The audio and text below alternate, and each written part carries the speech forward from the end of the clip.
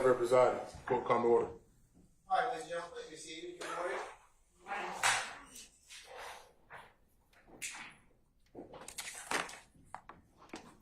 All right.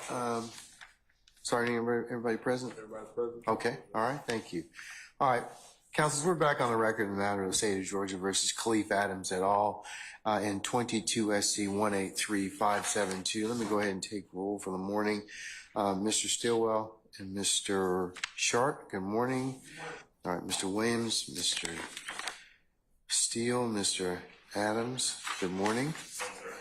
All right, Mr. Kendrick and Mr. Weinstein, good morning. All right, Mr. Huey and Mr. Matthews Sr., good morning. All right, Mr. Nichols and Mr. Garner, good morning. Mr. Ryan and Misty Williams, good morning. All right. All right, Mr. Brown, Mr. Smith, Mr. Helsky, Mr. Atkins, ladies, Miss Love and Miss Hilton, good morning. Good morning. Okay, all right.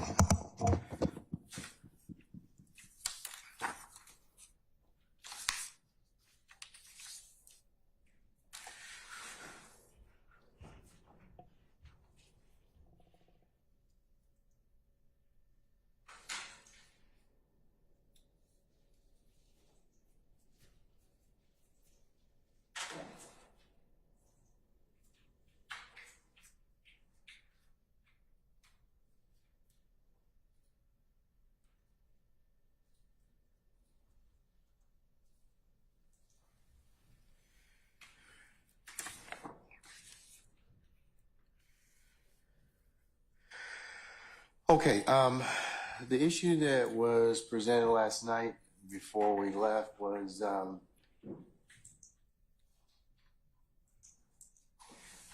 involving the Mr. Stillwell's conviction and its redaction and other uses that the state wishes to get into. The court had an opportunity to think about that this evening, or I should say yesterday evening, this morning. I'm of the opinion that from looking at some case law that while the redactions are fine, that's the only purpose that they're going to be used for. I believe that you have sufficient evidence at this point in time.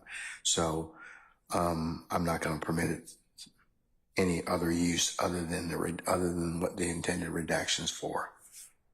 Okay? Yes, Your Honor. All right. And that was part of the reason that I had not sent questions, is that I had decided to not pursue that further line of questioning. I did want to ask before the jury came out, Your Honor. There were questions asked on cross-examination by one of the counsels for one of the defendants as to Sergeant Gaither's expertise.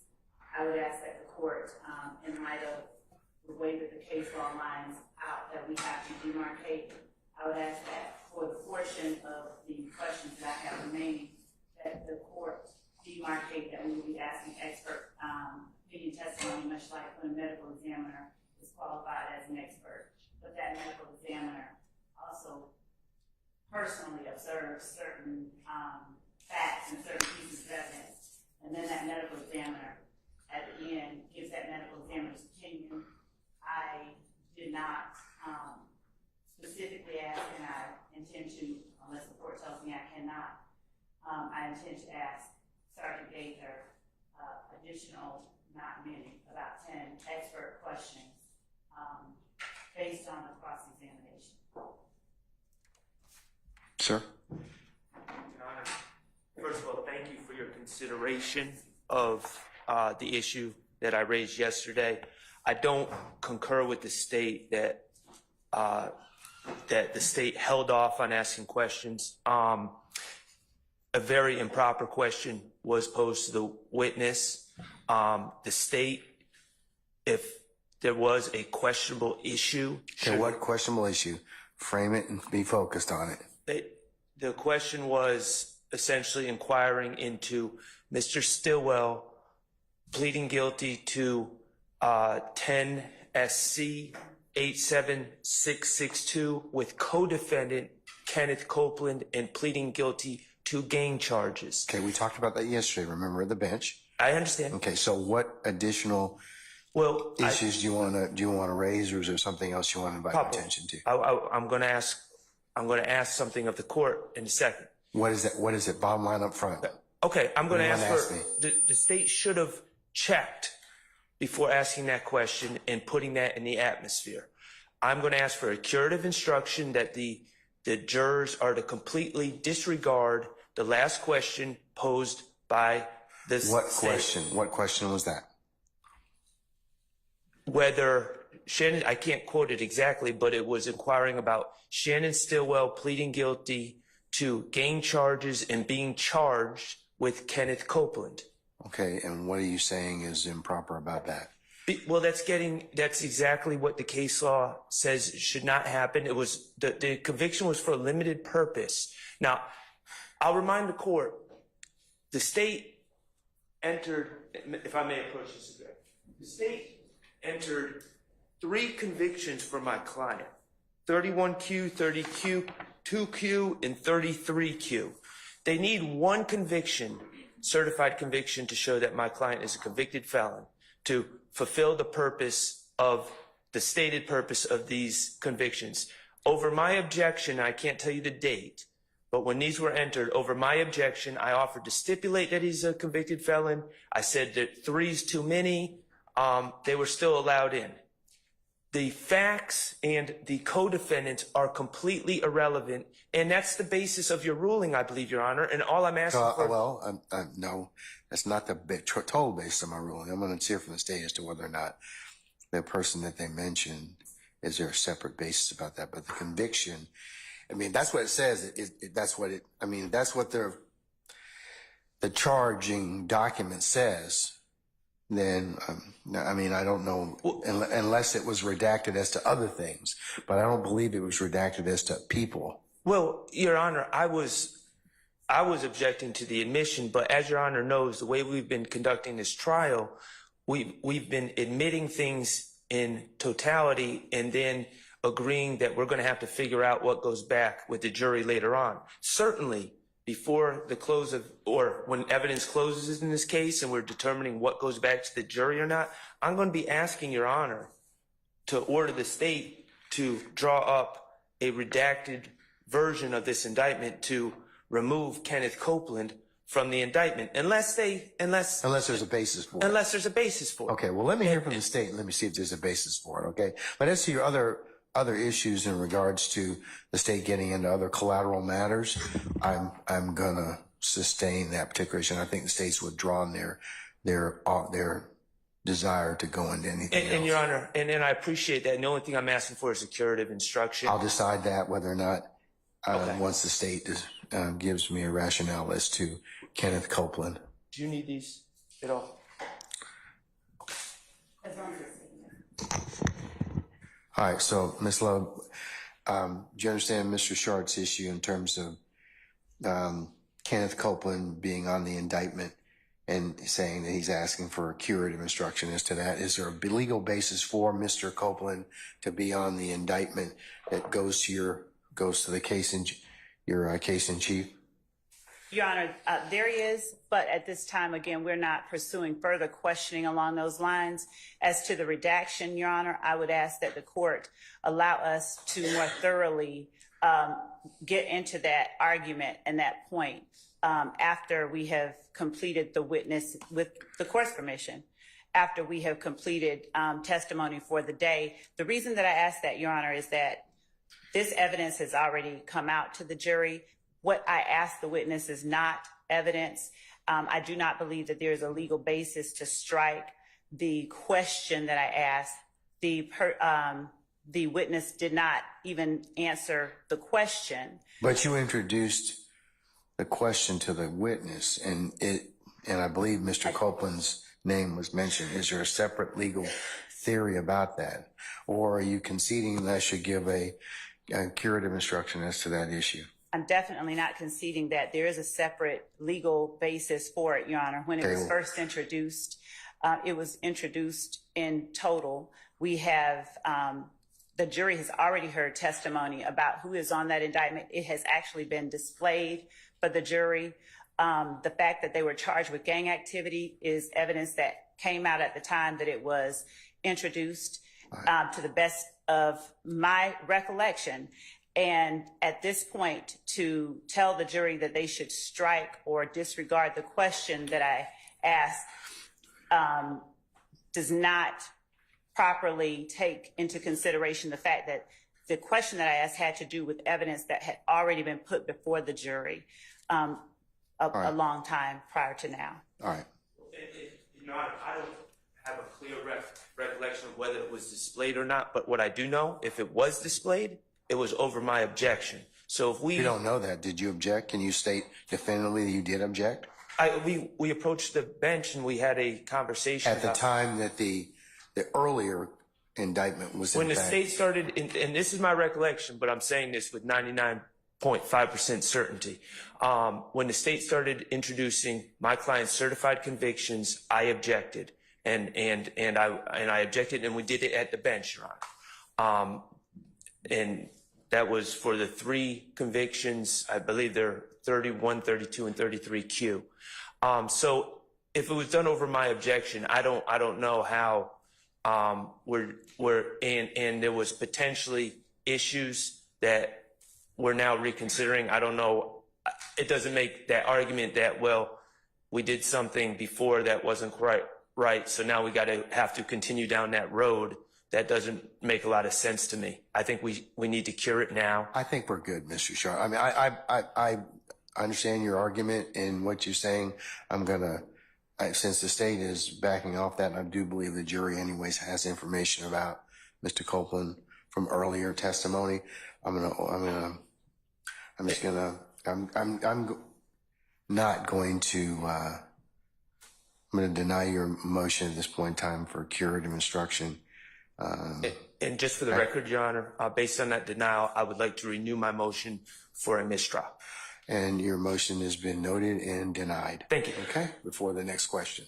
All right, so can we call for our jurors? Hold on. Morning, sir. Can I just make 2 statements or observations or questions, I guess? Yes, sir. Okay, thank you. And good morning, Your Honor. Good morning, everyone. Good morning, Mr. Botts. Good morning to you also. Your Honor, And what are to frame it, what does it pertain to? 3 issues. 1, I'd like to have a current CV of this witness. The way it reads now, and I don't know. Yeah, I believe that Ms. Hilton sent you one last night, which I'll include as the email and the CV as the next court's exhibit in order. That was sent last night. I want to say. It was this morning. This morning.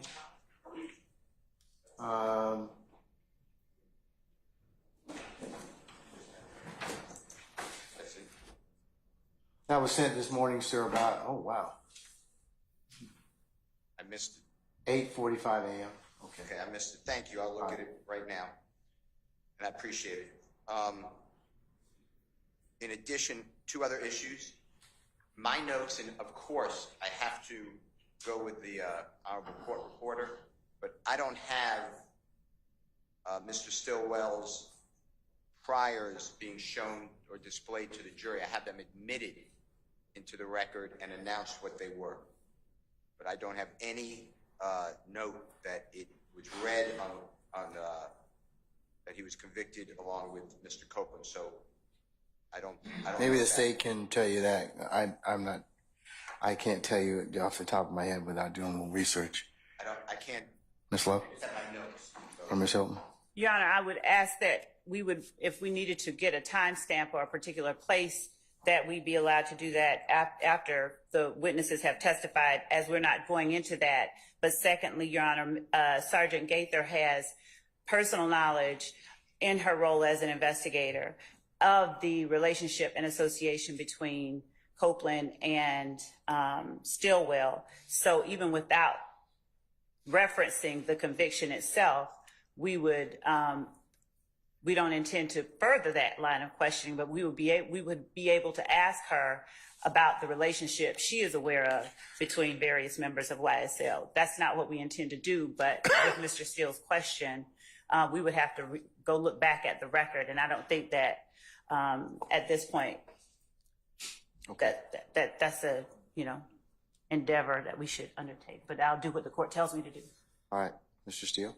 And the third part is, I'd like specificity. I know you didn't rule, but why are we going backwards on expertise and opinions of this witness? I don't know what the state, I heard their claim, but I don't know what the state is saying, that somehow they now need to redo what they've already done. So they said they have 10 questions or something to that effect, whatever they just said to you, but I'm asking the court to limit and exclude it because it is already, that ship is passed. We can't keep going backwards and then forwards on lay and expert. It's already gained, well, you've ruled on it, so that's my final objection. Yeah, why are we going backwards anyways? Your Honor, two things. One, we're not going backwards. We're asking. Well, how come you couldn't ask them when you qualified her as an expert? Your Honor, in much the same way that we do with medical examiners and other experts that have both a fact knowledge of a certain case and a level of expertise, prior to us asking her about a specific set of facts, we wanted to actually introduce evidence of the facts themselves. We would ask that the court, as Hawkins and Golden Peanut requires, that there is a demarcation, but there's never been a prohibition on the expert testifying both as a fact and as an expert witness. Yeah, I think Hawkins in the Golden Peanut case more so require that you have to have an expert that's qualified. Right. I believe in those cases you did not have your expert was not qualified. So he gave expert testimony, the officer, but he didn't in the Golden Peanut case. But okay. All right, Mr. Steele, I'm subject to foundation. We'll see where it goes, okay? Can we at least inquire on, yes, of course it's okay. And can the court at least inquire into what, this mystery to me of what this new evidence is that wasn't discussed and somehow now is relevant. Otherwise, all we do is approach the bench. It's you always are gracious and let us approach, but she's been on the stand with the state, I don't know, 3 days? Okay, but there's, 6 examiners and 7 examiners and a lot of stuff. So Just whatever you say, I'll object.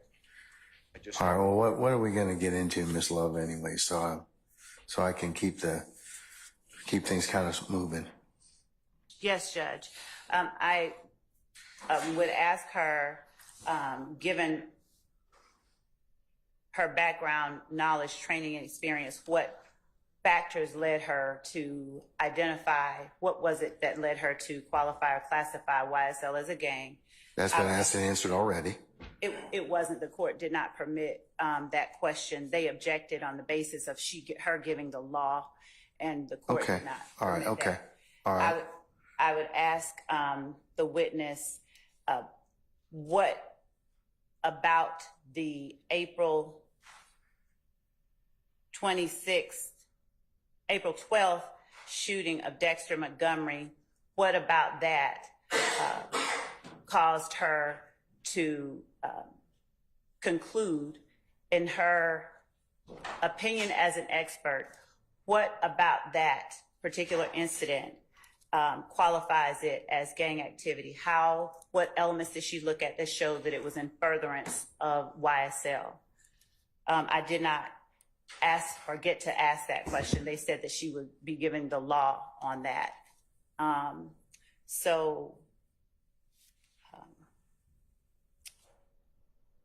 I believe that, just 1 second, Your Honor. Let me see that. Yes, I'm not. Okay.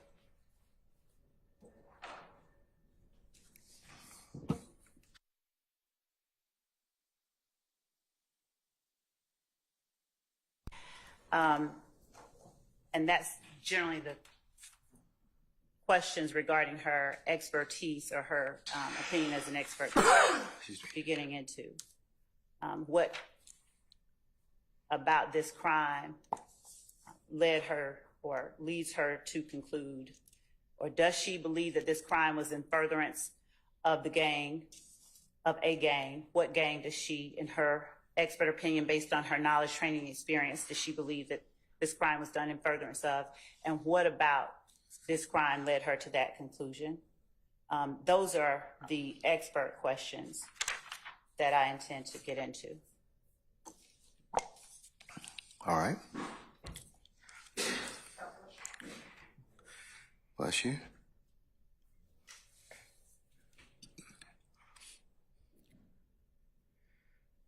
Mr. Weinstein? Mr. Weinstein, can you approach, please?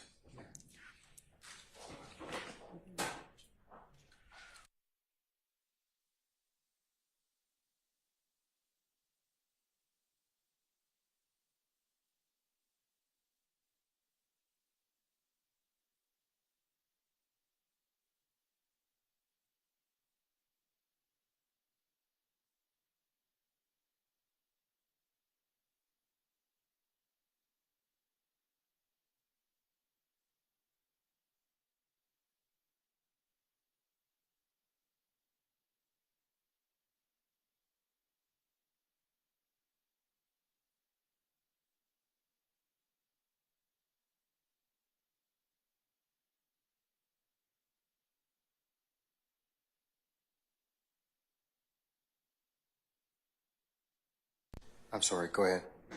Thank you, sir. Your Honor, the Honorable Keith Adams told me that he remembers these questions being asked. You sustained objections, and we moved on. That was before she was qualified as an expert, though, but anyways, yes. No, because you did the qualifications first. Yeah. Before any question. Second of all, Your Honor, this is just what I asked you before, and I know you said we're going to safeguard it. Detective Belknap has testified that, over objection, that YSL is a criminal street gang.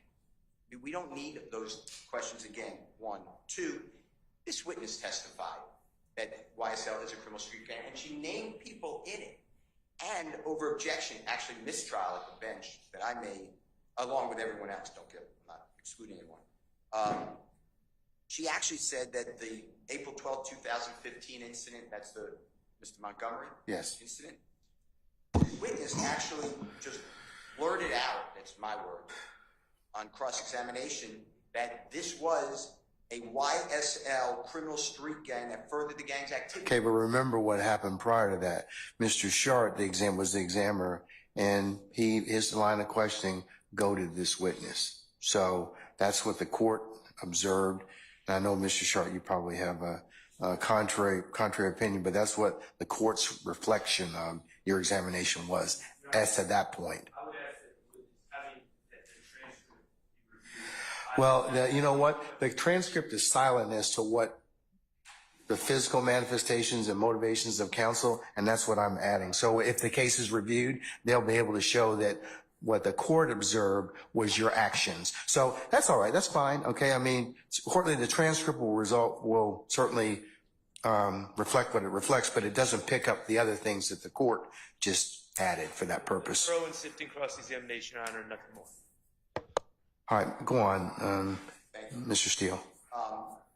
But that is objectionable because under, which you already ruled on, Purcell, P-E-R-C-E-L-L versus State of 346 Georgia Appeal 219-2018, where the second highest court in our state said under 24-4-704, no expert can testify to an element of the offense that goes to mental state, not just competency or insanity, as the state argued in Purcell.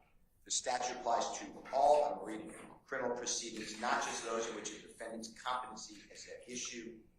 Criminal proceedings, expert witnesses testifying with respect to the mental state or opinion or condition of the accused cannot state an opinion or inference as to whether the accused did or did not have the mental state or condition constituting an element of the crime charge or a defense thereto, because such ultimate issues, even under new evidence code, are matters left to the jury alone. And here, to say that this crime was done to further, that's with the intent to further the interests of the gang, is mental state. No, I disagree, sir. I respectfully disagree. I mean, I think I think that certainly there are elements to the crime or the purported crime in question, but that doesn't necessarily go to the mental state or of what is being presented. Well, I would ask the court, under any or all of those reasons, including the fact that this is being hit so hard. Yeah, I'm tempted at this point in time, Ms. Love, and I told you this yesterday. It's cumulative of a lot of stuff, and I think that we're kind of getting afoul of that. So I would ask that you not go back into those particular areas again. Your Honor, with respect to the court and to counsels, Your Honor, under ordinary circumstances, for one case, we would have a single gang expert. I noticed that the assertion is made over and over that we have had Detective Belknap testify. We have over 28 different cases here. We have people who are involved in each of these cases. Out of 28 cases, we only have 5.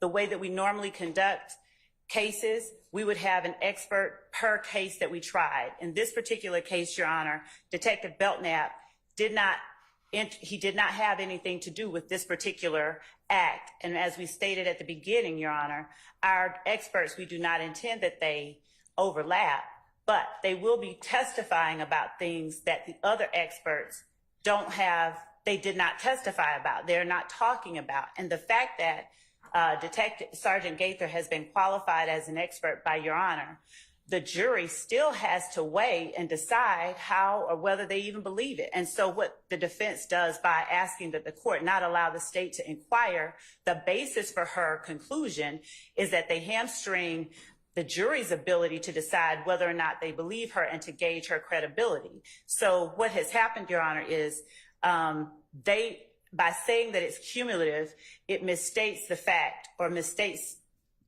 reality, in Your Honor, in that we have not had any expert at all talk about what Detective Gaither has talked about, the fact that she determined as a matter separate from Detective Belknap that she classified YSL as a gang and that she then had to make a determination about the acts that occurred in April 2015. These are matters that the jury has not heard from the witness about, and these are matters that allow the jury to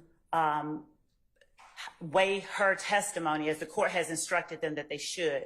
So we're not rehashing any matters that Detective Belknap talked about, and in fact, if I believe correctly, counsel for defendants thoroughly crossed Detective Belknap, and the implication was it was to call into question his qualifications as an expert. And every time that's done, Your Honor, that heightens the need for and the probative value of testimony from a different person who saw things from a different perspective. Each time that an expert's expertise is challenged, that is what they're doing. So we respectfully ask that the court allow us to ask the basis for her opinions, and especially when she has now testified about particular facts that no other expert has told the jury about at all. All right, here's what I'm going to do.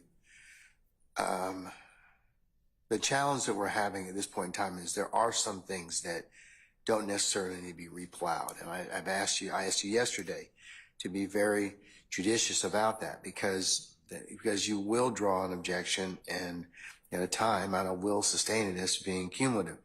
That's not what you started out with telling me. I mean, so if you're telling me that's what the specific reason you're going to ask her and that's for the basis for her opinion, that's one thing. I don't think that's been testified to. I think I'll probably allow that. But let's just kind of be mindful of what we've covered so far, okay? All right. Yes, Your Honor. So with that, I'm going to call for our jurors. Yes, Your Honor. All right. Sergeant Ingram?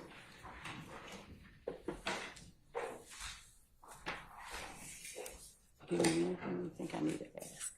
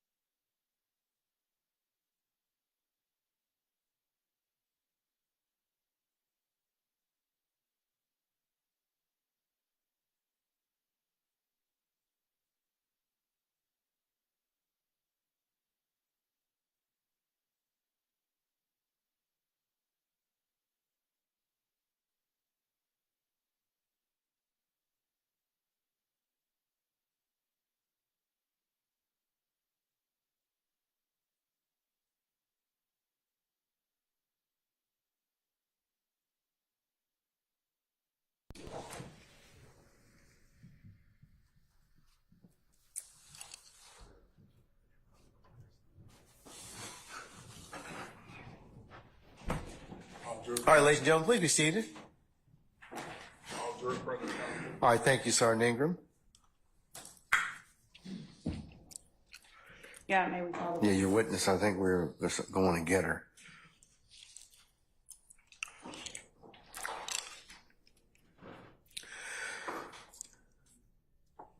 Ladies and gentlemen, jury, good morning. Good morning. All right, we're going to continue at this point in time, so just give us a second.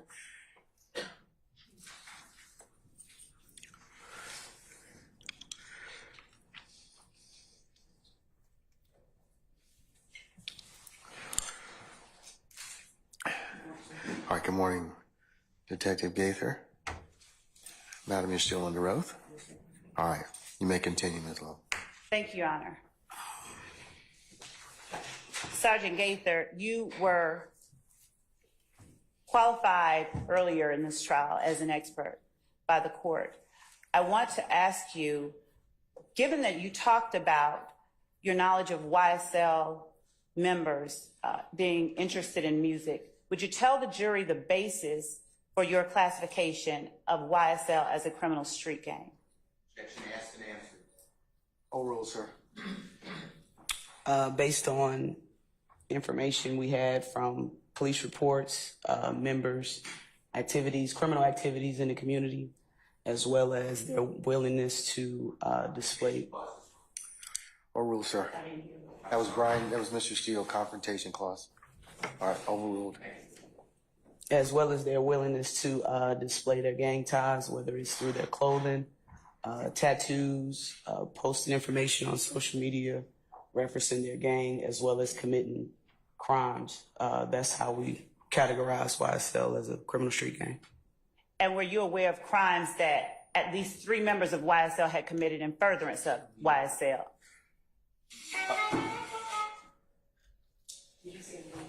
Yes. Give it to me. Give it to me. All right. Overruled. Sustained, sir. That's the form. Yeah, get his phone. All right. Go ahead. Okay. Are you aware of crimes committed in furtherance of YSL? Objection, Your Honor, under Purcell. I'm overruled the objection. There have been crimes committed in furtherance of YSL. Is it 15? And, Oh, I'm sorry. you testified that you took out. Objection to the form of the question. I sustain the objection, sir. With respect to the crimes that occurred regarding Dexter Montgomery, based on your background, training, and experience in the area of criminal street gangs, in your opinion, were those crimes committed as related to Dexter Montgomery committed in furtherance? Objection, Your Honor. Basis. Leading.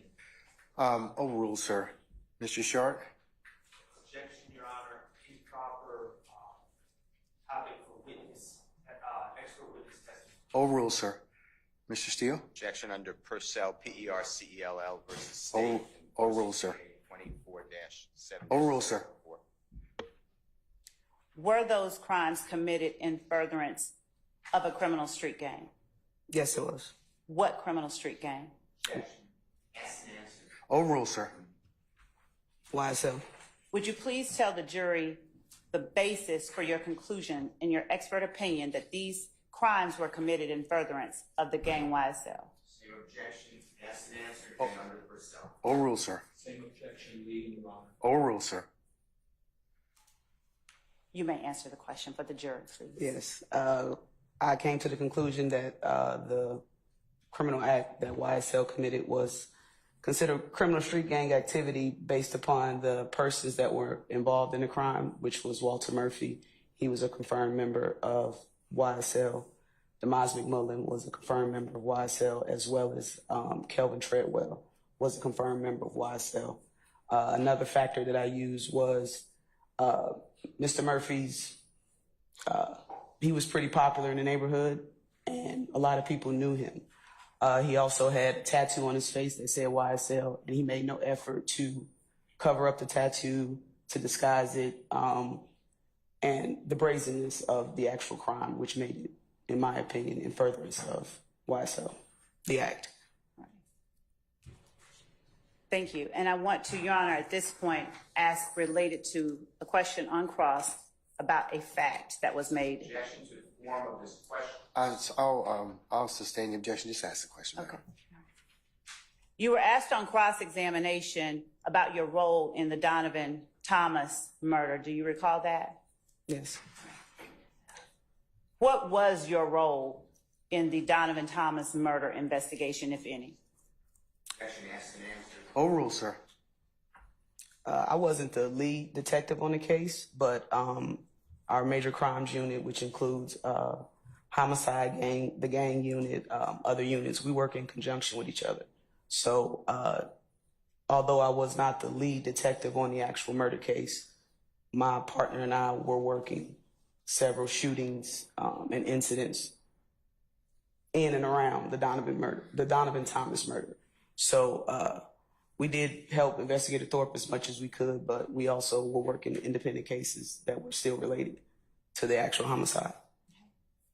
And as it relates to your efforts to assist Thorpe, did you make any effort to obtain surveillance footage that may have related to the Donovan Thomas murder or what happened thereafter?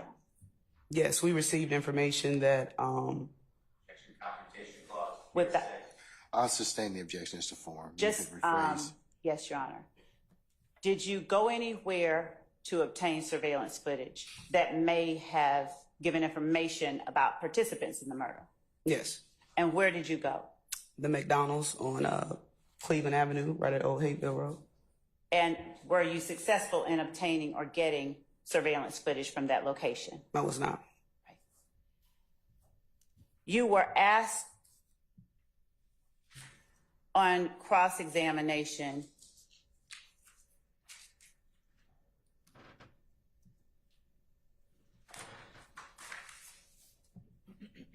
about whether or not anyone had been tried or was anyone on trial at the time of January 16, 2015, that the video that was played for the jury yesterday was posted on Demekion Garlington's account. Wrong date, I'll object to the former question. I'll sustain this as a formal question. You can rephrase. Do you recall the video shown to the jury where Jeffery Williams said, if you come into the court and tell the God's honest truth, you need to get killed, that's from me and YSL? Not a fair summary. Mr. Steele, please make a valid objection and don't speak. Form of the question is not a fair summary. That's not an objection, sir. Okay? The Just question being asked. is what? Is it improper question? Yes. Okay. All right. I sustain the objection. Do you have an objection, Mr. Matthews? It's going to be similar to that. All right. Okay. I'll All right. rephrase. You can rephrase. Do you recall showing or seeing a video with the jury yesterday involving Jeffery Williams speaking into the camera? Yes. Do you recall questions being asked of you on cross-examination about whether any trials were going on during that time? I believe so. Okay. To your knowledge, by the time that, by January 16th, 2015, had persons made any, come forth and made any statements regarding things that they knew about this crime, the Donovan Thomas murder? Yes. Had you spoken to persons that may have provided you information about the Donovan Thomas murder? Before January 16th? Or just period? And I said the 16th, I meant the 26th. 26, okay. By January the 26th of 2015, had you spoken with persons offering information? Yes.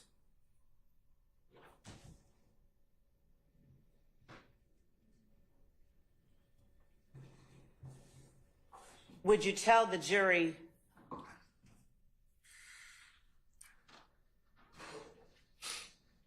whether or not it was or is uncommon for that kind of information when people speak to the police to leak out into the community? Objection, Your Honor. Call for speculation in favor. I'll sustain the objection. You can rephrase, madam. Have you had instances where interrogations with people of interest have been leaked about your gang cases? Objection, Your Honor, relevant. Overrule, sir. Yes. Based on your experience with the gang unit, is snitching or talking to the police about crimes considered a good thing or a bad thing, generally speaking? Objection, vague, or way beyond expertise. Overrule, sir. From the suspect's point of view, or? From the suspects, from the people that you encounter when you're investigating these cases? Objection calls for hearsay. Overrule, sir. You may Yes. answer. It's generally not considered a good thing to talk to police.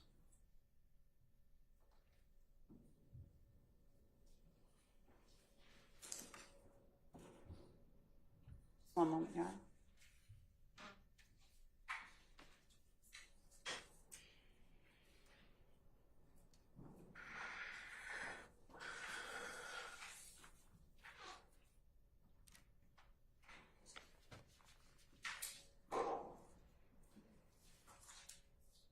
And when you attempted to get the surveillance footage from the McDonald's, Yes.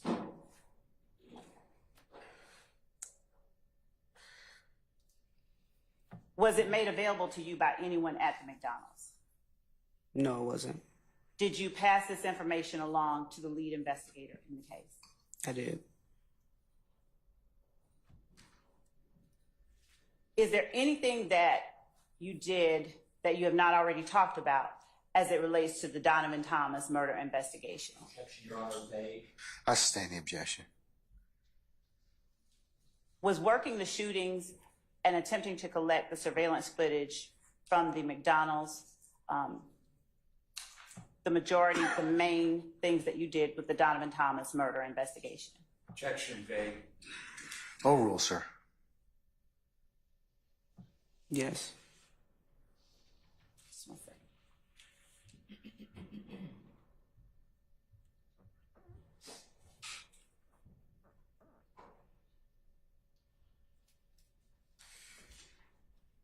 Thank you. That's all that I have at this time, Your Honor. Mr. Shark, any recross? Yes, thank you, Your Honor. All right.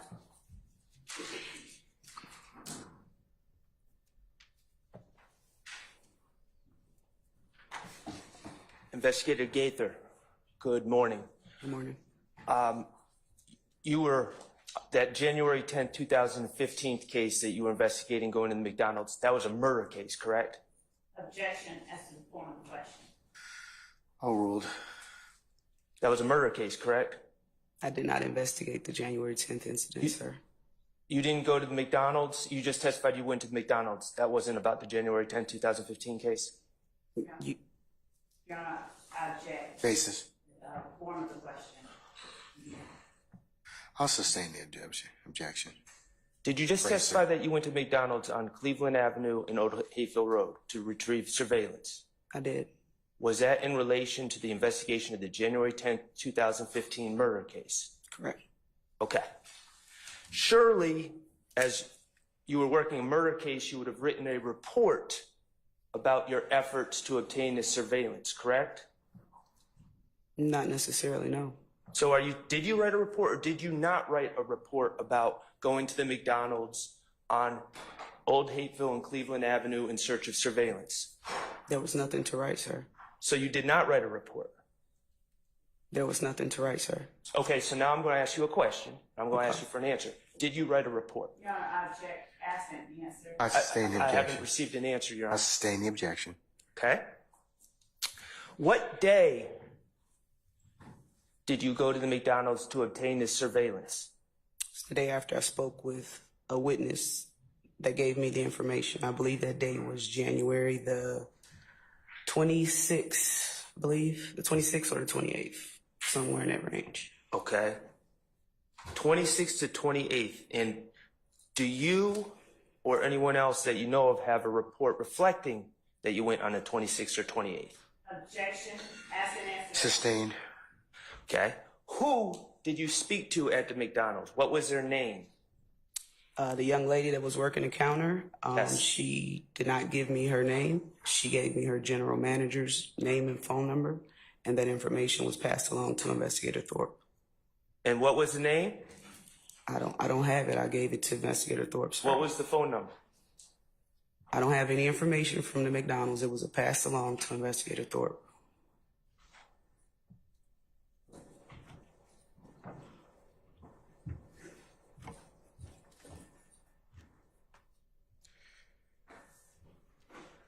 I have no further questions. Thank you. All right, sir.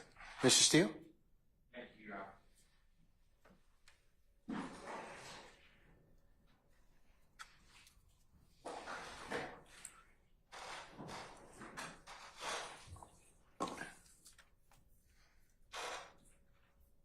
Good day. Good morning, sir. Can I just ask you some clarifying questions about what you just were talking about? Absolutely. All right. You went to McDonald's 150, correct me, 150 Cleveland Avenue, does that sound right? I'm not sure the exact address, but it's at the intersection of Cleveland Avenue and Old Hayfield Road. You're with Detective Dennis? Yes. All right. Anybody else with you? No, in our vehicle? Or No. in the McDonald's? Just Investigator Dennis and I and whoever was in McDonald's. You're there on or about January 26th, 27th, or 28th? Does that sound right, 2015? That's what I just stated, sir. Yes, sir. You, along with in lockstep Detective Dennis, speak with the counter person, the person working at the counter at McDonald's. Fair to Correct. say? Objection, Your Honor. Ask and answer. I sustain the objection. You get the name and a telephone number to a manager, McDonald's. Is that fair to say? Sir, I just stated that. Yes, sir. Okay. You pass that information along to Homicide Detective Thorpe, City of Atlanta. Yes, sir. And he is the person, Thorpe, fair to say? Is that how he spells his last name? Thrope. Yes, sir. And you pass along that information to Detective Thorpe, the Yes, phone sir. number. Did you, Detective Dennis, do anything further to obtain the surveillance video from that McDonald's? It was nothing else to do, sir. Because it's Detective Thorpe as the lead detective, is that why? Correct. I was given the information that particular persons were at the location shortly after the homicide. I was proactive in going to the McDonald's, went there, it was video cameras outside. The young lady was not very helpful. She obviously knew that we were police officers and she was not willing to give us information regarding their camera systems. So I asked for her general manager's phone number and name, which she gave me, and I in turn passed it along to Investigator Thorpe. And that was pretty much it as far as as far as you know, I'm not asking you to speculate. Detective Dennis's involvement with obtaining information for the video? I did not do anything further to obtain video. Okay. Let's talk about, you mentioned with the ladies and gentlemen jury, and I don't remember the address. If you can tell them where it is, that would be helpful. The Green Store. Can you tell them where that's located? It's at the intersection of Glen Street and I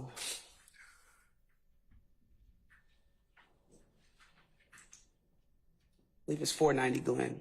I think that's the address, 490 Glen Street. Thank you. And I call it the Green Store. That's the neighborhood name for it. It's the Bright Green Store. Okay. Do you know the real name or the given name of it? I don't. Okay. And that's the color. That's what you're The saying? color of the outside? building. All right. Now, on January 11th, the early morning hours of January 11th, 2015, did you receive information or thereafter that Kenneth Copeland stated that he was... Your Honor, as to hearsay? I'll sustain the objection. Okay.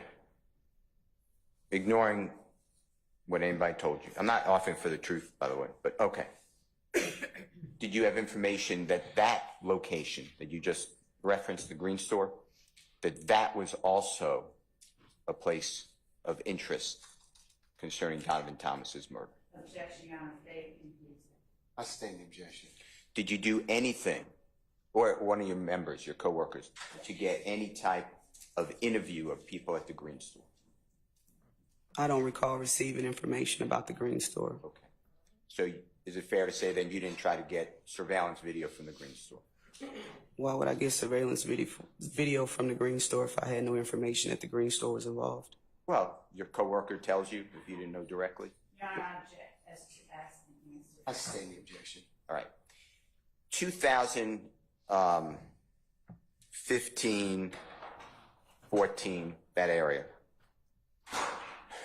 You were working alongside of Homeland Security personnel who are under the city of Atlanta.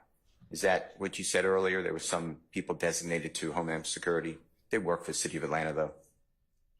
I didn't say I was working alongside of them, no. They're coworkers. They work at the city of Atlanta Police Department. They get videos. Say again? They, I'll sustain the question. You can rephrase, Mr. Steele. They get videos. These people. They help. Who are you talking about, sir? Remember you said, and I can't remember the gentleman's name or the young lady's name, but you said that there was somebody who helps secure videos.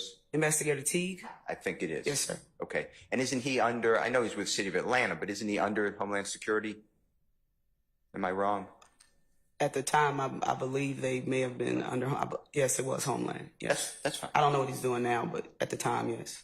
And I'm going to 2014, 2015. Yes, sir. Okay. Do you remember them having the ability, when I say them, Investigator Teague or you or your law enforcement agency, getting cameras that were all over the city of Atlanta? objection. License plate readers, they call it. I'll sustain the objection. Do you remember that? Objection, Your Honor, they. I'll sustain the objection. Do you remember license plate readers cameras? Do you know what I'm talking about? LPRs? Yes. I sustain the objection. Do you know what LPRs are, and can you tell the jury? Objection, compound. That's I'll rule the objection. You can answer the question, madam. LPRs, license plate readers, are cameras that are throughout the city and major intersections or just areas throughout the city that captures license plates as they go through that particular intersection.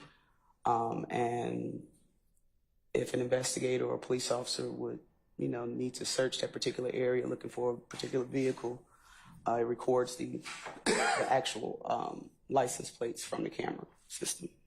And that was in effect in 2014, 2015? Objection, Your Honor, they. I'll rule the objection. You can answer it. I believe they were. Okay. All right. I'm not saying you did it, but did you or your teammates seek to secure the license plate readers through relevant places, including the McDonald's? For what? January 10th, 2015. I was not the lead investigator on that case. I understand. I'm not pinning it on you. I'm just asking you, did you do that? No, I did not. That I would was be not the for- lead investigator for that case. That's a Detective Thorpe issue. correct. Okay.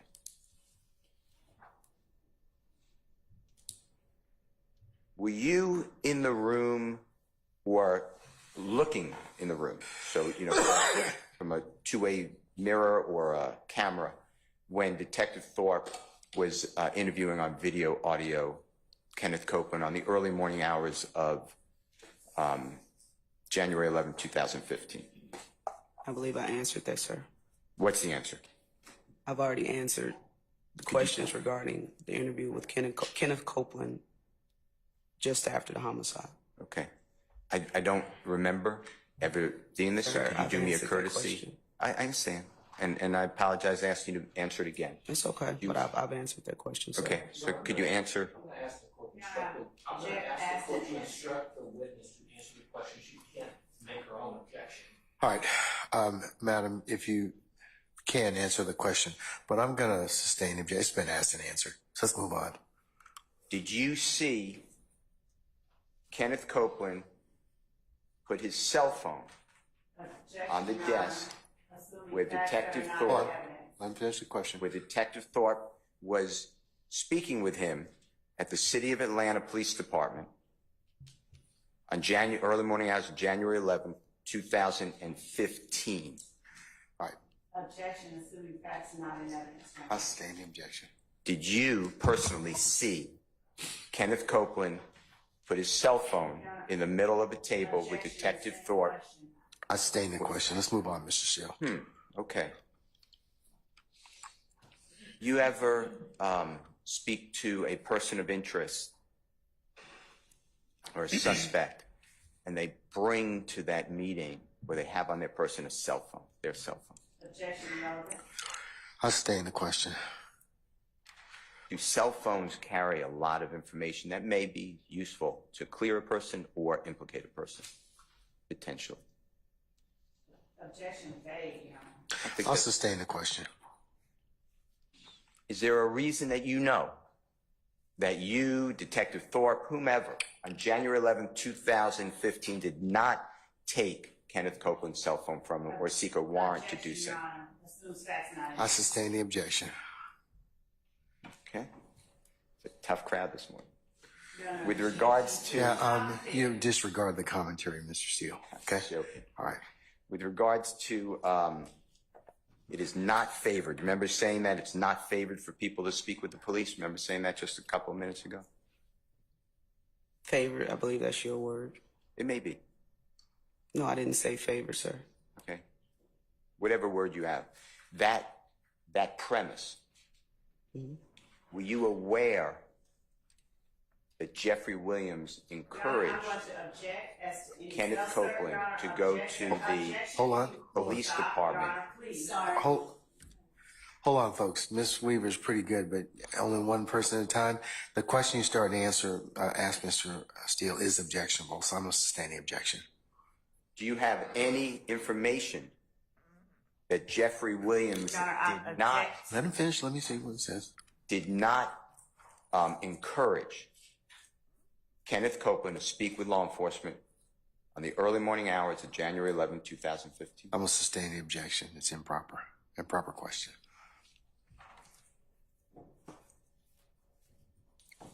Thank you, sir. All right, thank you. Anyone else? Mr. Matthews? All right, Mr. Garner? All right, Miss D. Williams? All right, Mr. Weinstein? No, Your Honor. All right, Miss anybody else? Any redirect? No, Your Honor. All right. May retired investigator, detective, dentist be permanently or temporarily excused? Gaither. Gaither. Be permanently or temporarily excused as a witness? Temporarily, Your Honor, but we don't Okay. expect that we'll be calling her back, but just in case, we don't know. May I join in that and the subpoena that the state has on Detective Gaither? Your Honor, I would object. Mr. Steele, Mr. at this point in time, I don't think we should cover that. Can we cover that in just a minute? I'm answering your question. I don't No, want can we cover that in just a minute? whatever you say. Okay, all right. Just give me a minute. We'll cover that, okay? All right. Madam. Sir. I'm going to temporarily excuse you as a witness. That means you'll be subject to being recalled at some point in time. We will give you plenty of advance notice as to when and if you need to be called as a witness. I just ask you to not discuss your testimony with anybody except the attorneys in this case, okay? Yes, sir. All right. Yeah. Thank you. All right.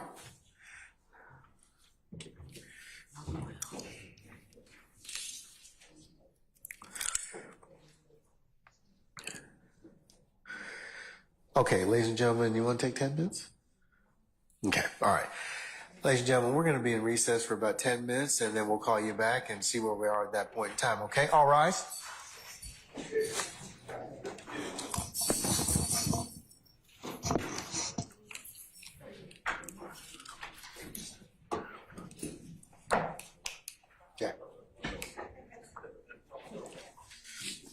He's like, I'm ready. I'm ready. He's like, you're just tormenting me.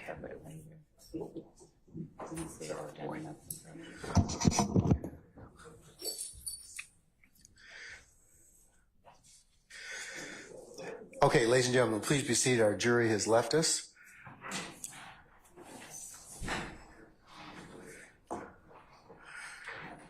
Okay. Mr. Steele, I didn't want to take that up in front of the jury. You requested join in the subpoena because you're not required to present any evidence. And in the abundance of caution, you may make that decision at any point when the appropriate time comes.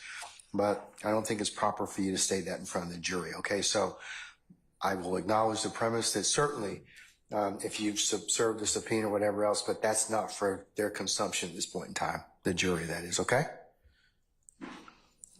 Yes, sir. I did not serve a subpoena. That's why I was asking if I could join the state subpoena. Okay, but that's something we can take up. That's why I wanted to take it up now, outside the presence here in the jury, because you don't have to present anything in this case. And the law provides you with great flexibility to decide whether or not, as I've mentioned many times before, as to whether or not you and any of the other accused in this case decide to present a case at all. And if you just change your mind, that's your purview. But that's why I want to take it up outside their presence and hearing, okay? Yes. All right. Okay, so to the extent that you serve a subpoena on her as well, if in fact you decide you want to do that, that's all well and good, but I think that she will be made available again as a witness, okay? All right. Okay, before I give you all your break, is your next witness in pocket? Yes, Your Honor. And who is that? It's Senior Patrol Officer T. Finny. Okay. All right. Let's go ahead and take 5 minutes or 10 minutes, and we'll come back in and we'll see where the day leads us. Okay? All right. We're recessed.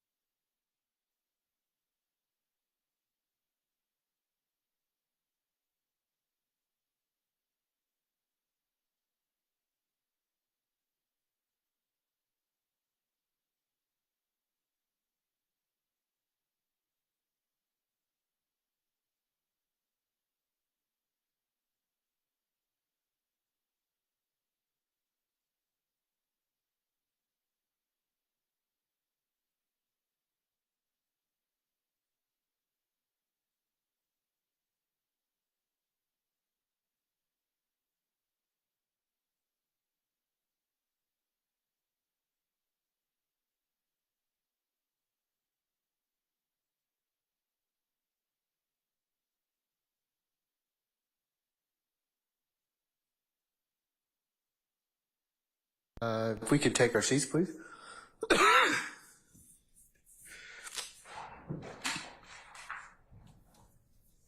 All right, Deputy Ham, all our jurors present, sir? Yes, sir.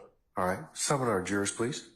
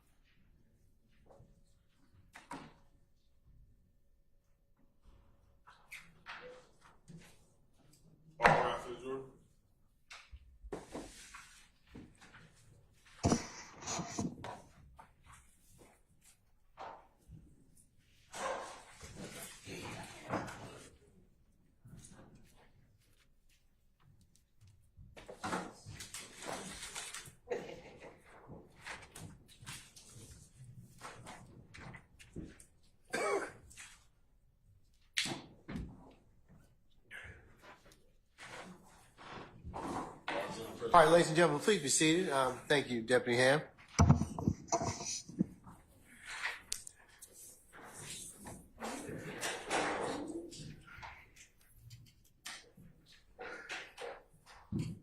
All right, State, call your next witness, please. Yes, Your Honor. The state called Senior Patrol Officer T. Finny for Acts 39 through 40. All right, summon Officer Finny, please.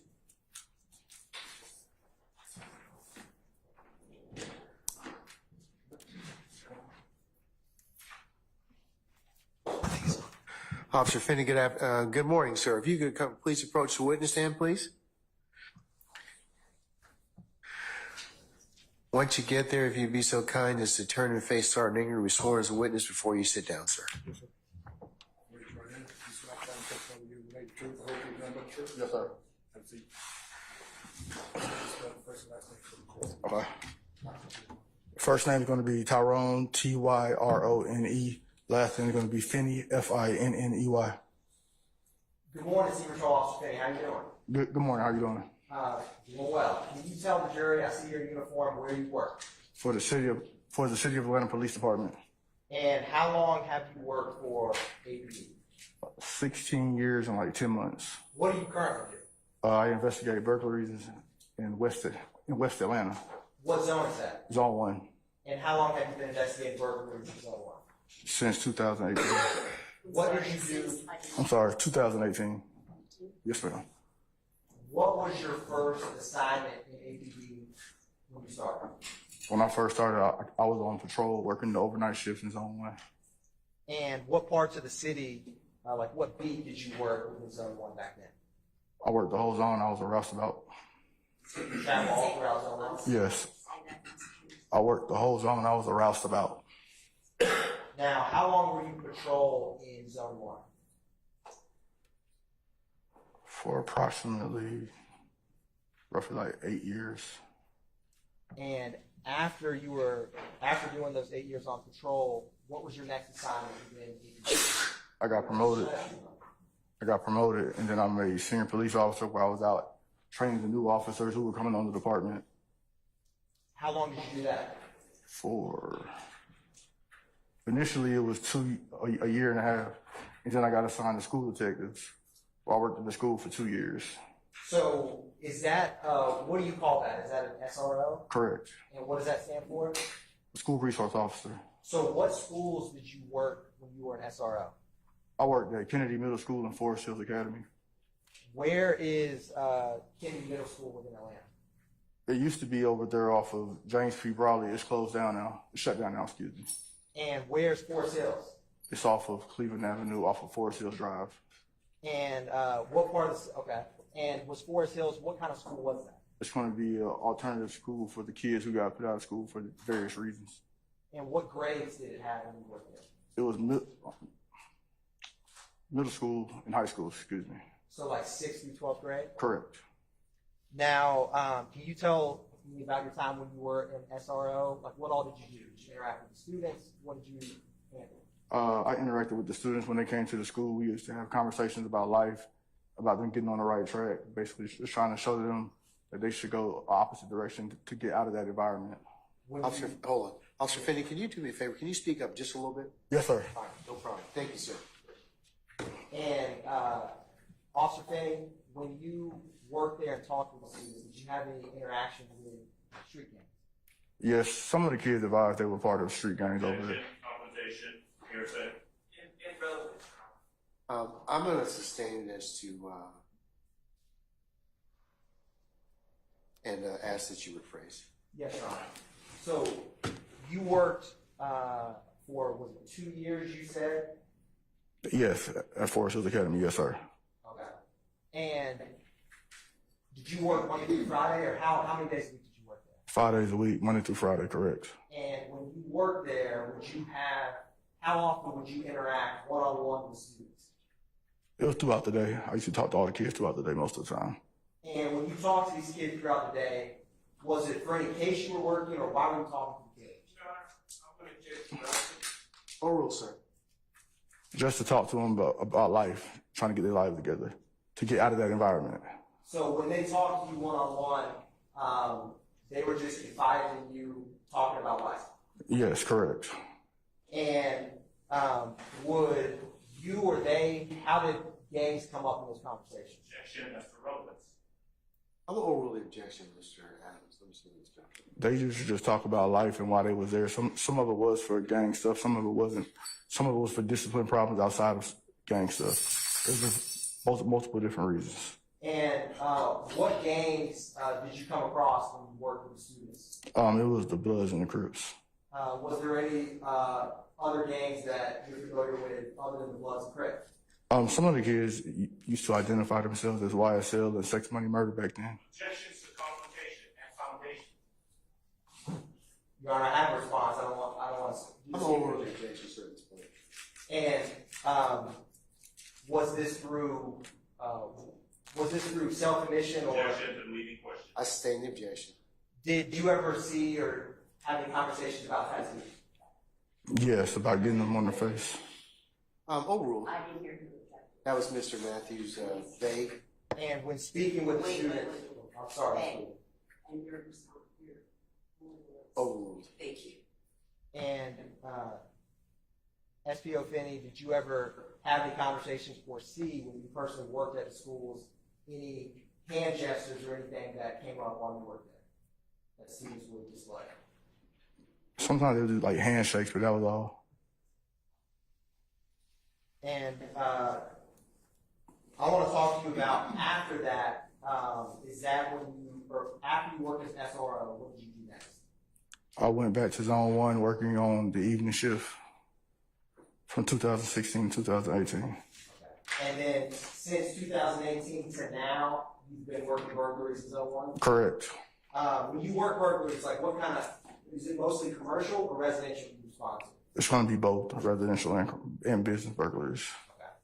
Okay. And what kind of stuff do you do while working burglaries?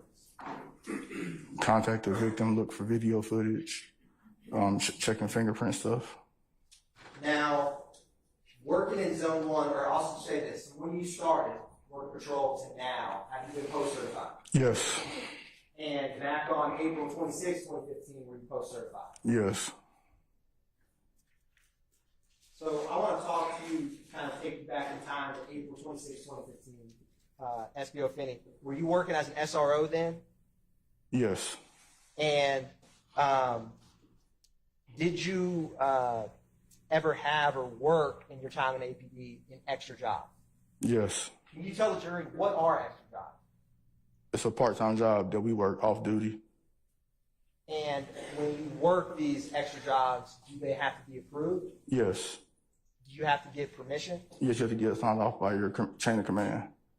And how does that work? Like, do you choose the extra jobs that you work, or how does that come out? Yes, if somebody asks you to work, you can advise them yes or no you want to work. And if you're working an extra job where you've gotten the permissions, are you able to wear the uniform while working that job? Yes, you're in uniform. Do you have your firearm on? Yes. Prior to April 26, 2015, what type of extra jobs have you worked while employed in the I worked the old Turner Field, Mercedes-Benz. I'm sorry, it wasn't Mercedes-Benz back then, but the Dome and also the nightclubs. When did you start working in the nightclubs in the city of Atlanta? Around 2010, 11 timeframe. Okay. And what nightclubs did you work at? At that moment, it was just Compound Nightclub. Okay. When did you start work? Or let me ask you this: where is the Compound nightclub? It used to be located at 1008 Brady Avenue. It's now closed. And is that in the city of Atlanta? Correct. What year did you start working at Compound? I'm not 100% sure on the exact year. That's all right. How frequent would you work there? Was it a couple times a month, a couple times a year? Probably 2 or 3 times a month. And would other APD officers work with you? Yes, it'd be a group of us working. Now, on specifically April 26, 2018, were you working an extra job that night? Yes, I was. And where were you working? At the compound. And when you were working that night, was there any other officers that were working with you? Yes, there's quite a few officers. I'm not exactly sure who all the officers were, but there was quite a few officers working that night. Was there any of those officers that you did know? Yes, retired investigator Dennis was working with me at compound that night. How often would you work with retired detective Dennis? Usually every time I worked. At the compound, sorry. Do you have any present day interaction with retired detective Dennis? Yes. What do you all do currently? We're friends, and then we do Clippers and Cops together. What's Clippers and Cops? Objection, Your Honor. Relevance. Overrules. Basically, it's a group of retired officers and current officers who go out to the community, basically trying to bridge the gap between the police and the community. And what cities does that operate in? Right now, it's operating out of Atlanta and St. Louis.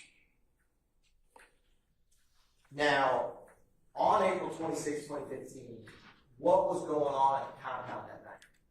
On April 26, the compound had Lil Wayne working. Had Lil Wayne coming to the club for an appearance. So, can you kind of break that down? What does it mean to make an appearance at the club? Basically, just come in and show his face and talk to the crowd, possibly. So, is it different than a concert? Correct. And when people, how often was it that celebrities or entertainers would come make a guest appearance at the Objection, concert? relevance. Overrule, sir.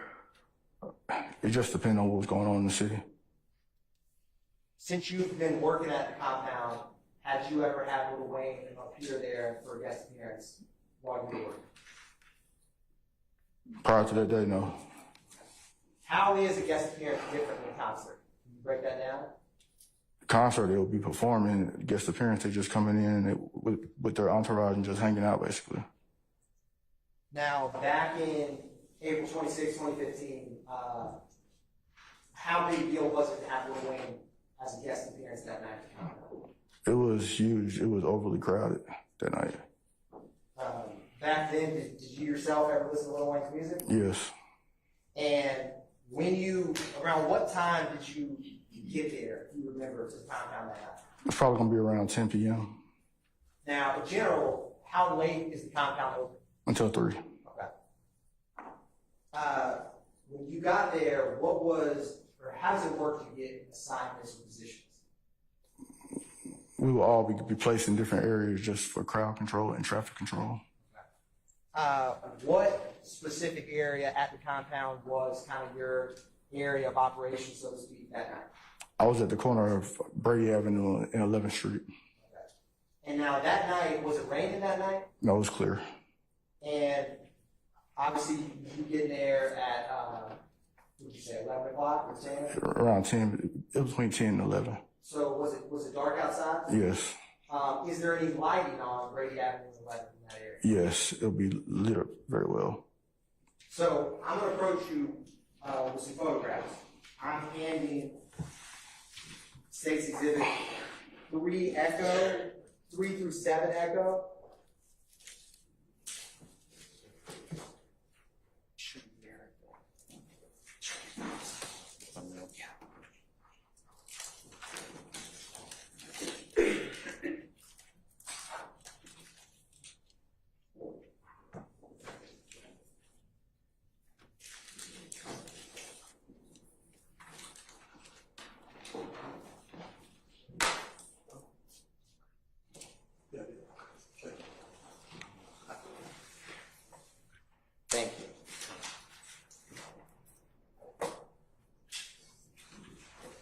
Now, Esco Finny, I'm gonna talk a little slower. We're gonna slow this down a little bit. Is that all right?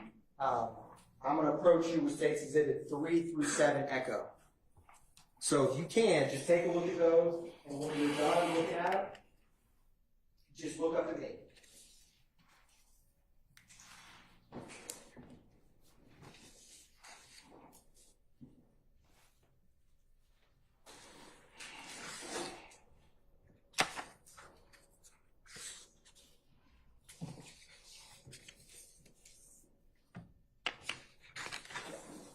Do you recognize those? Yes. How do you recognize those? That's going to be the intersection of 11th Street and Brady Avenue. Is it a fair and accurate depiction of how the area of the compound, Brady and 11th Street, looked back in 2015? Correct. Your Honor, this time the state's going to move to tender and evidence States Exhibits 3 through 7 Echo. Any objection to states 3 Echo through 7 Echo? No, sir. All right, states 3 through 7 Echo are admitted and you publish as you see fit. Thank you, Your Honor. So, I'm publishing States Exhibits 3 Echo now. And just to kind of orient the jury, Officer Finney, are these, well, what are these? Are these photos? Are these Google images? What are these 3 through 7? It's going to be the location of where the intersection of 11th and Brady from back then, because currently it looks totally different than it does in these pictures. Has that area from today till now, how has it changed? Basically, it put an apartment complex up on the corner of 11th and Brady now. Got it. Will talking through these photographs help your testimony in discussing this area? Yes. So, with States Exhibit 3 Echo, can you orient the jury to where, if anywhere, in this photograph is the compound? And if you want, or maybe it may help you, there's a screen kind of behind you. See Okay. that? If it's better, maybe better clear, better quality in this photograph. The compound's going to be located in between where like the wooden like fence structure is. Okay. And what I may do is we'll kind of work together with, I'm gonna give you this pointer, all right? All right. And there's a bigger screen up there. That way, you, me, and the jury can all follow along. Can you kind of orient to where the apartment compound is in 3 Echo? It's going to be right here to the right-hand side. Now, you said that this main street is Brady. Correct. What is that side street to the immediate left? That's going to be 11th Street. Now, in 3 Echo, okay, can you point out 11th Street for the jury? It's going to be right over here on the left side of the picture. Okay. Now, do you see where, in general, you were stationed on April 26, 2015?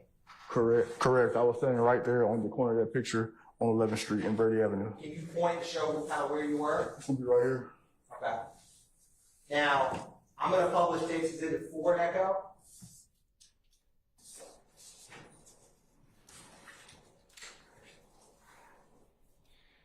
So, is this photograph we were just looking at, can you orient us to this photograph? That's going to be the fence area right there on the right-hand side. Is the compound? Yes. And that's Brady Avenue, the street right there? Correct. Now, on April 26, 2015, you see where there's that, I think it's a black Nissan kind of between that building and the fence?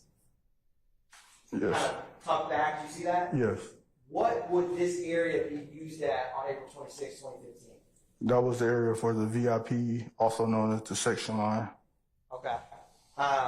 Now, I'm going to, and is this where you are right here? Is this near, far from where you were stationed? It's right across the street. Okay. I'm going to publish States Exhibits 5 Echo.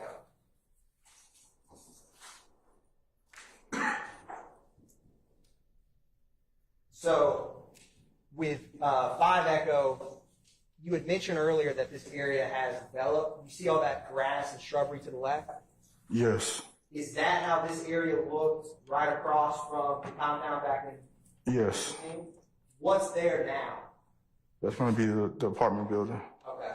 And from when you got on shift to when you left, is this area, this intersection where you worked primarily that night? Yes, And if you were to go all the way up 11th Street, is that 11th Street to the left of this photograph? correct. What street would you run into? Hal Mill. And back then, where would people park when they were attending the nightclub? They would utilize the streets, and they also park in the lots around the area as well. I'm going to publish 6 Echo. What is that up on the hill on the upper right side of 6 Echo? I believe it used to be like a car detail shop. Okay. And could people park on both Brady Avenue and 11th? Correct. And from this point of view, you see, do you see that fence you were talking about where the compound is? Correct. Could you point out for the jury where the compound is in this photograph? It's going to be up on the upper left-hand side of the picture. And you can stand up if you need to. Okay. Upper left hand? Yes. And so I'm going to, where this night was Detective Dennis in relation to where you were? We were standing at that corner at 11th and Brady, right here where the truck is. Okay. Now, I'm going to approach you with State's Exhibits 8 through 31, Echo. If any defense counsel wants to see, matches left. 31.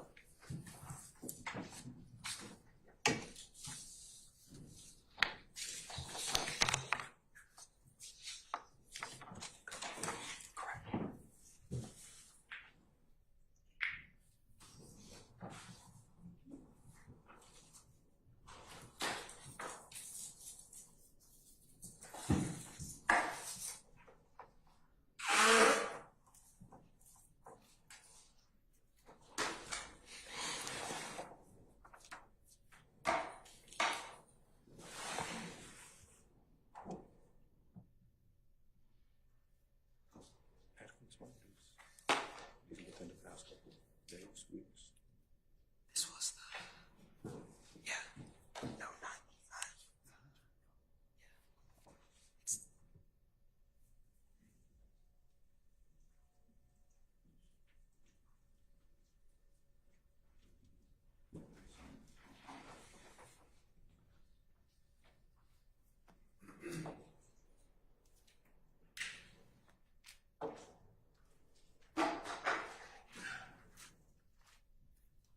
Your Honor, I'm approaching the witness with 8 through 31 Echo. Officer Finny, if you can take some time to just look through 8 through 31 Echo, and when you get done, just look up at me.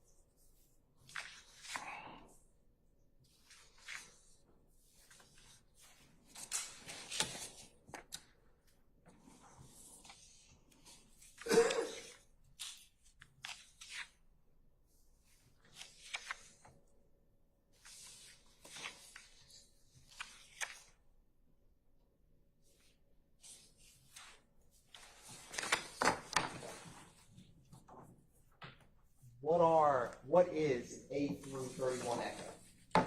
It's currently how that area looks at 1008 Brady.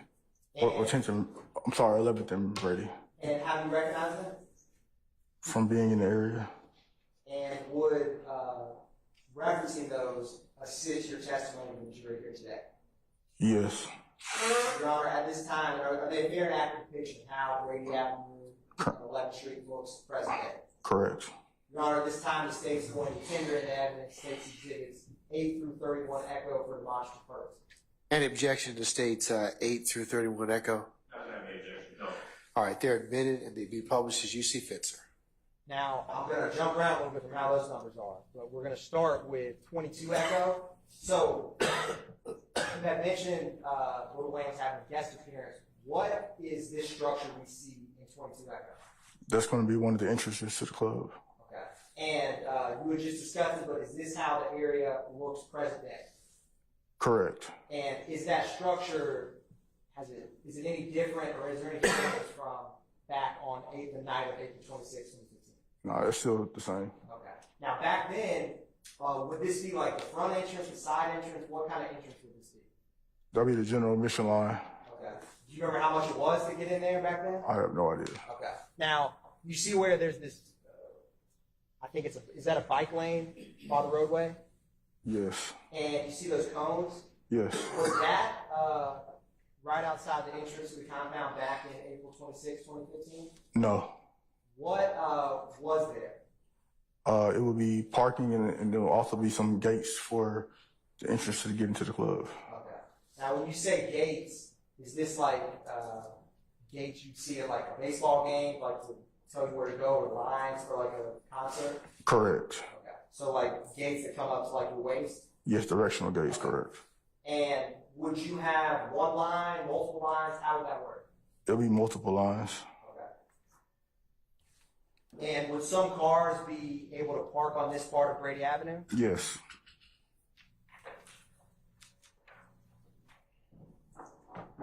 I'm going to show you 20 echo. Is this another view of the front entrance to the compound? Yes. Now, present day, well, I'll say back then, was that fence structure still there? Yes. And can you kind of explain, is the compound, is it an indoor, an outdoor? What is, if you were to walk, if I was to walk right through these doors, what would be behind on the other side? It'd be like a open area for like outside parties during the summertime. Okay. Was there any seating or anything back there? Yes, it was couches outside. And you see those numbers, 1008? Yes. What is that signal? That's the address for 1008 Brady Avenue. Okay. And I'm going to turn to 18 echo. You see that building back behind the fence, kind of towards the left? Yes. What is that building? That's going to be the actual main part of the compound.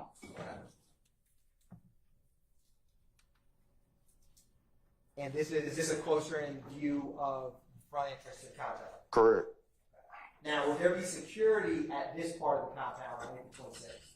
Correct. Would there be security at that VIP side entrance we talked about earlier? Yes. I'm turning to 24 echo.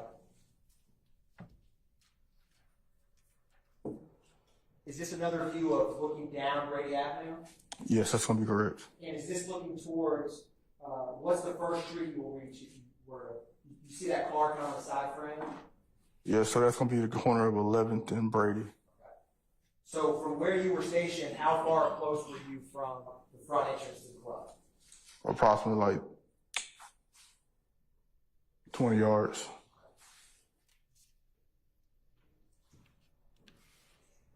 Now, this may be hard to see, but bear with me. Do you see, very back, you see like it looks like a bluish sign if you go all the way down Brady? Yes. And can you point out for the jury kind of where that is and what I think, can you tell me if I'm wrong, a stop sign? Yes, that's affirmative. That's going to be a stop sign at the intersection of Brady and 10th Street. Okay, so it goes 11th Street, 10th Street? Correct. Turning to 15 Echo, is this that area that you were stationed at that night? Or roughly? It's going to be the general area. Okay. And that's the compound on the right that we talked about? Yes.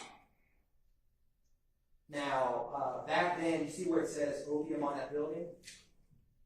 Yes. What was that, is that part of the compound, or was it back on April 26, 2015? No, it was not part of the compound.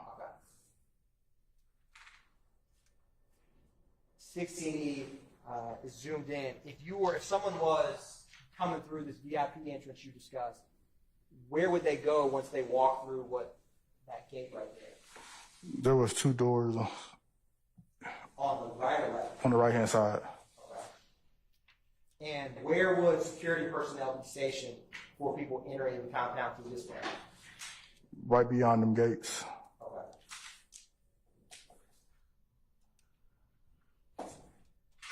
And this is another picture of that? Correct. Now, 8 Echo, do you see where you were stationed that night in 8 Echo? Yes, I was stationed at that stop sign, Okay. in the area of the stop sign. So. Now, I want to talk to you about that night.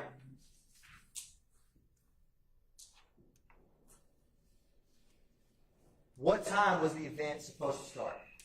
Or what time was, Lil Wayne supposed to appear?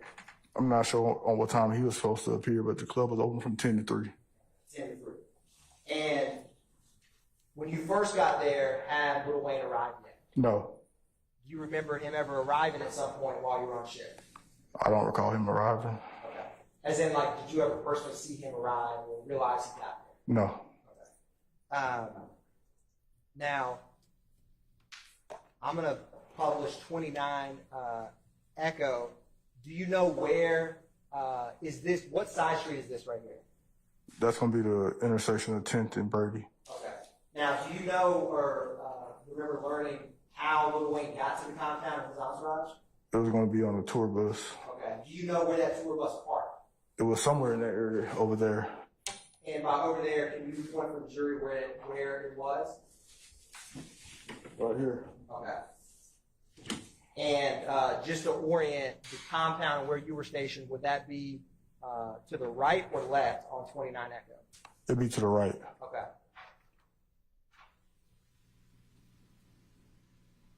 And when he got there, for some reason they could guess appearance, what part of the club did he come in? The VIP side. Okay. When he arrived and came in, did you, was there any issues when he got there? No. Okay. Was anyone threatening him or anything when he arrived? Not that I can recall. Okay. Now, where you were stationed, what was the crowd like that night while you were on shift? It was steady busy. It was just a lot going on, but it was calm for the most part. And was it comparative, size-wise, was the crowd average, larger, smaller? Did you almost you worked at the combat? It was a little above average. And were people clamoring to get in or jumping over fences? What was it like for people waiting to go inside? Oh, it was calm. Everybody was just trying to basically get inside the club. From when your shift first started, did you have any issues at the beginning part of your shift with any patrons? No. Did that ever change? Yes. I'm going to publish 11 Echo. Was there ever a part in the night, or can you tell the jury what happened while you were working at corner of 11th Avenue and Brady on April 26th? What happened? Okay.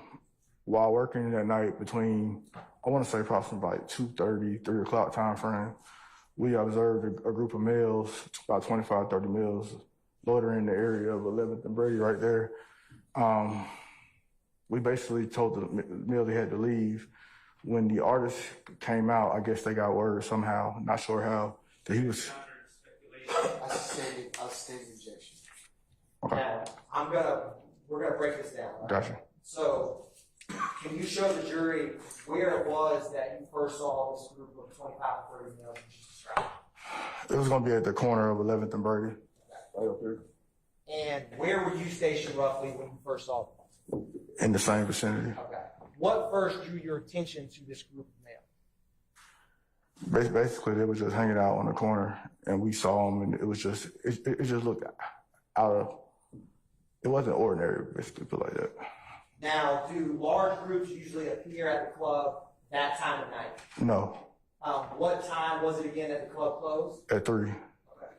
And in that group, was it females, males, a mixture? I just recall males. Okay. And what do you remember them doing, like you first see them?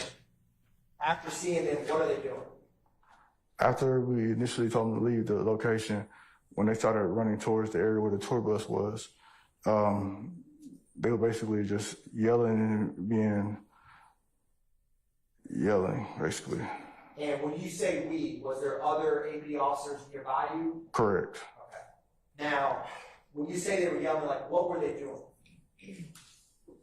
They were just yelling at them. I'm not exactly 100% sure on what they were yelling as far as all of them, but they were just being basically just going out, ranting and raving, I guess you want to say. Okay. Now, when you all officers approached them, where were you trying to get them to go, or? We were trying to get them to go back towards 11th Street. Okay. What direction were they heading towards? At the time when we tried to get them to go back towards 11th Street, they were going towards 10th Street. Okay. And when you said raining and raving, what makes you say that? Like, what were they doing to? Yeah. Can you explain that a little more? Basically, it was just like, not ranting and raving. No. It was like, I'm going to object. It causes speculation and ask an answer. Your Honor? I will respond. Hold on a second, sir.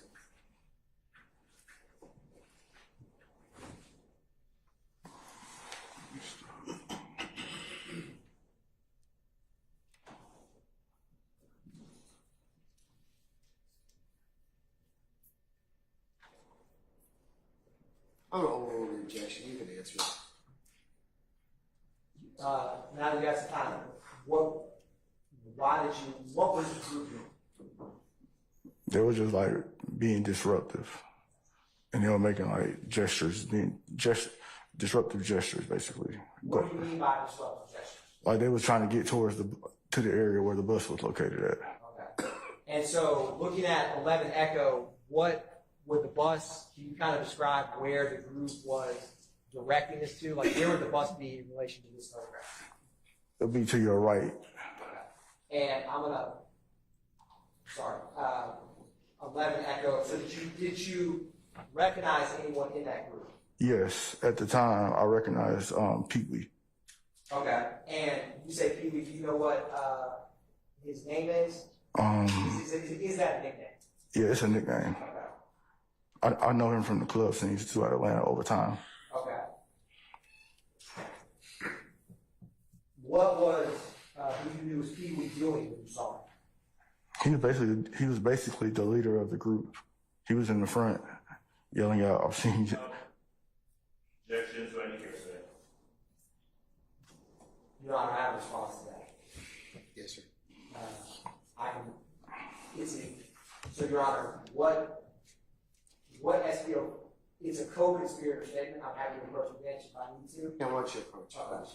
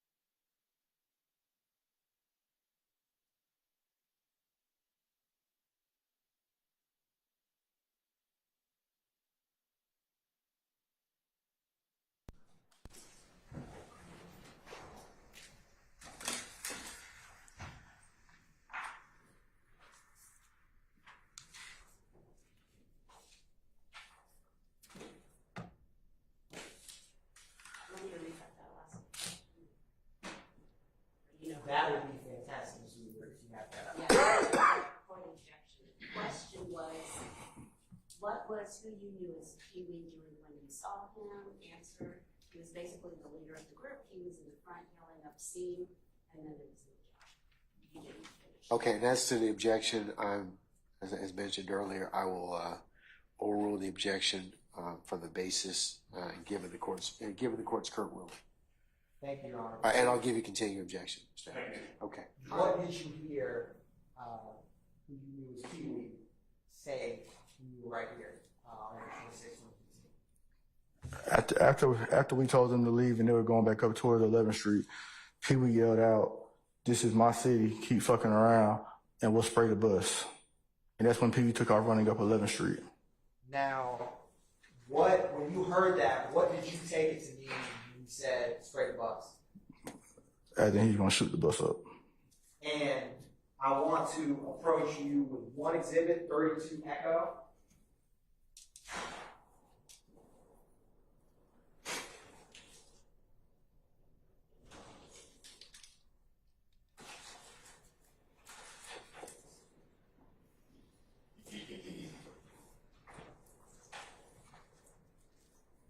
Your Honor, I show this to defense counsel. I'm handing the witness what's been marked as 32 Echo.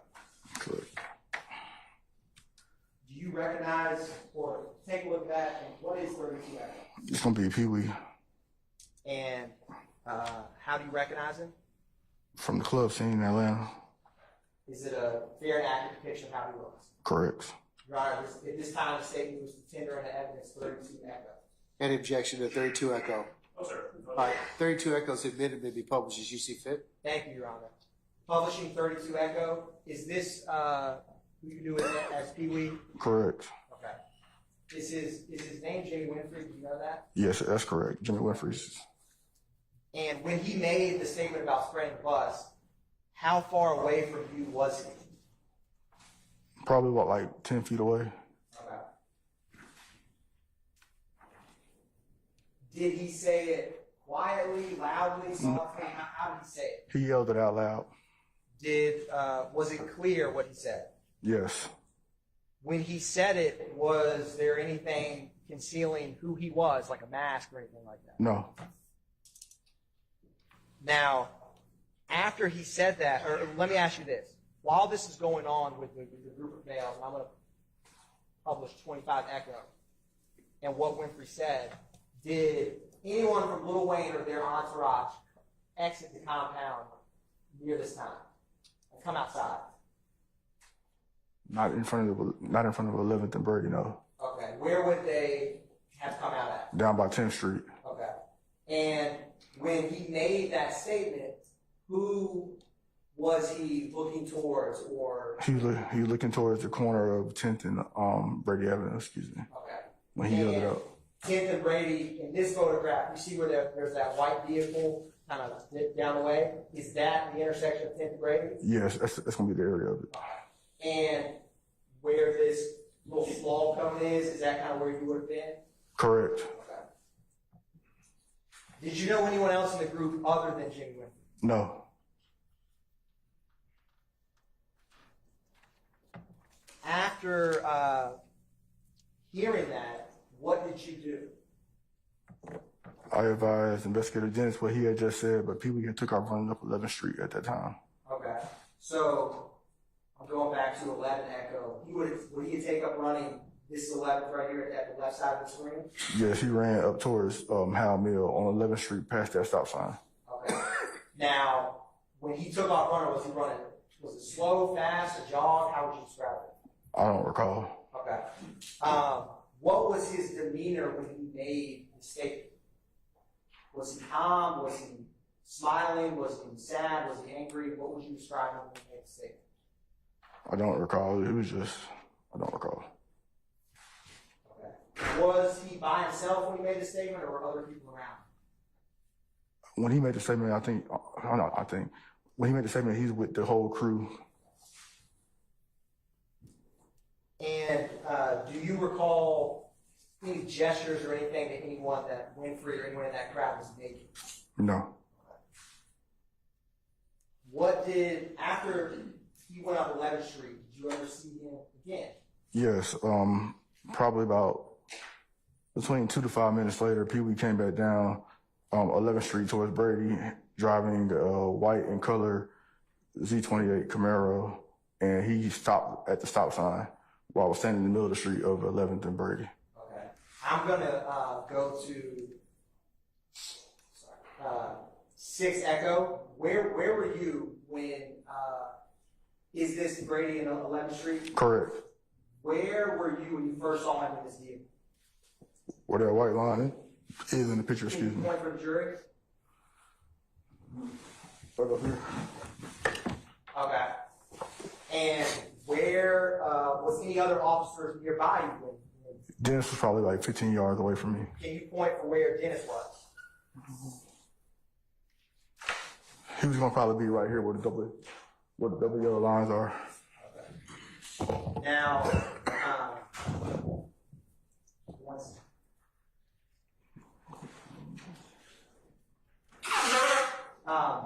I want to also approach you with one more photograph.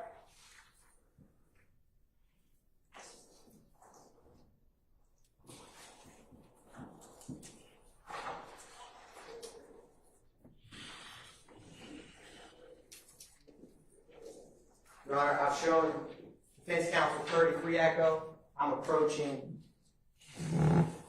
Senior Patrol Officer Finny.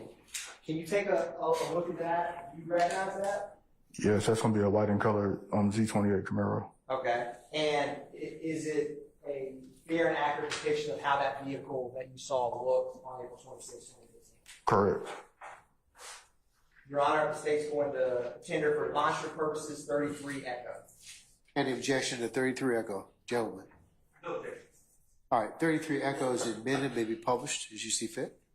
So, SBO Finney, you said, I'm going to use this stick along with you, that, did you say that the car was, where were you, or where was the car when you first saw it? Right there? Okay. I'm going to publish 33 Echo. Let me give this back to you.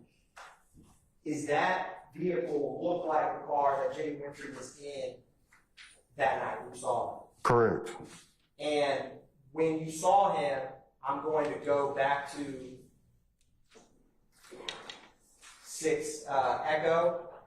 How much time had passed since he ran up 11th Street when you saw him in that car? Like, was it minutes? Was it hours? It was between 2 to 5 minutes. Okay. And when you saw him, what if I am you? Is the car coming on my right side or left side? I was on the I was standing in the middle of the street, so I was going to be on the driver's side. Okay. What I'm going to do is, Your Honor, I have what I'm going to mark as 6 Echo Alpha. It is the exact same photograph as what's published on the screen. 6 Echo. I'm going to have SBO draw.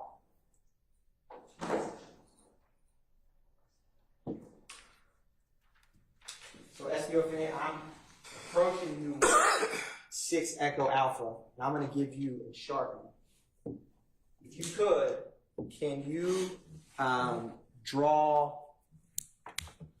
you kind of annotate on that where you were, where the car was, and where Detective James was?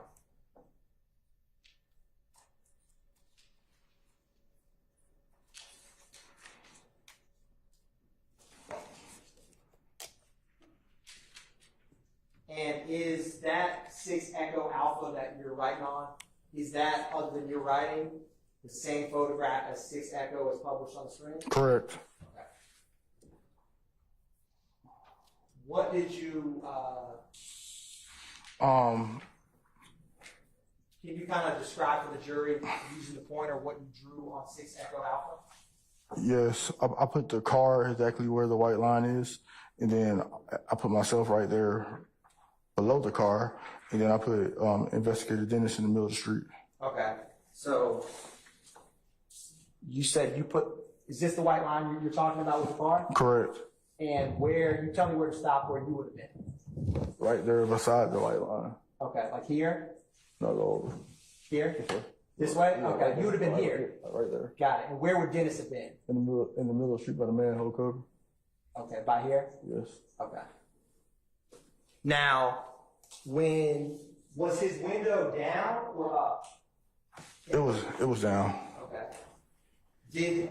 What did you see when he drove past you? I saw a black assault rifle, butt up in the air, and with the muzzle of the weapon pointed towards the ground of the car.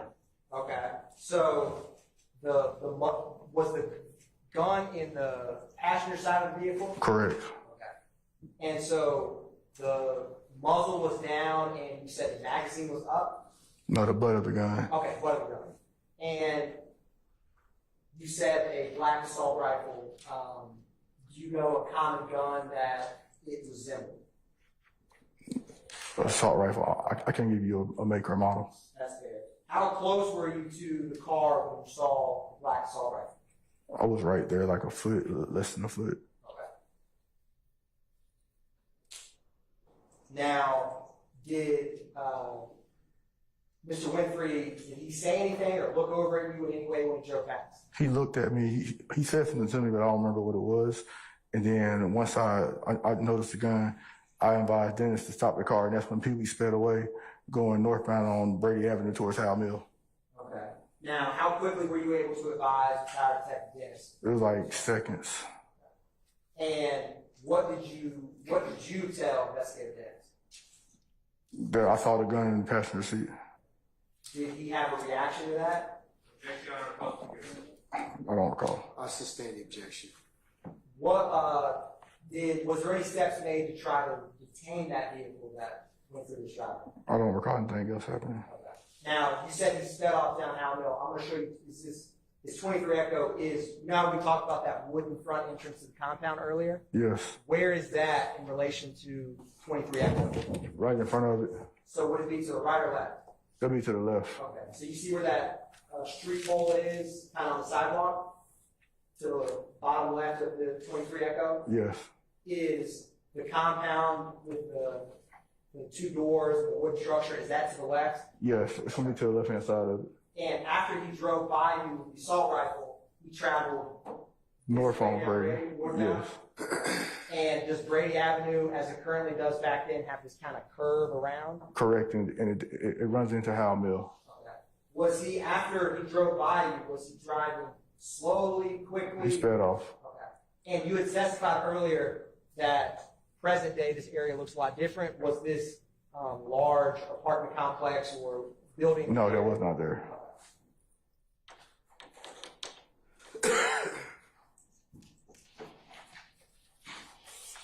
Now, you stated earlier that you had been working at the compound. Well, how many years roughly were you working at the compound before April 26, 2015? Like 2 years, 5 years, 10 years? Probably about 5. Okay. And you had been working there a couple times a month? Correct. Okay. How many times in that span have you ever witnessed someone with an automatic weapon? Never. How many times since working there did you ever hear someone threaten to spray a bus? Never. I sustain the objection. SBO Finny, did you ever write a supplemental report to this afterwards? Yes. How did that come about? After basically 30 days that went by, I was called about the incident, and they advised me to do a supplemental report to what I saw that day, and that's how the report came about. And did you, do you know if Investigator Dennis, did he ever have any involvement with any follow-up with this? I'm not aware. I'm not sure. And have you ever had to write at the compound that you've been working a supplemental report after an extra job you worked there? I'll sustain the objection.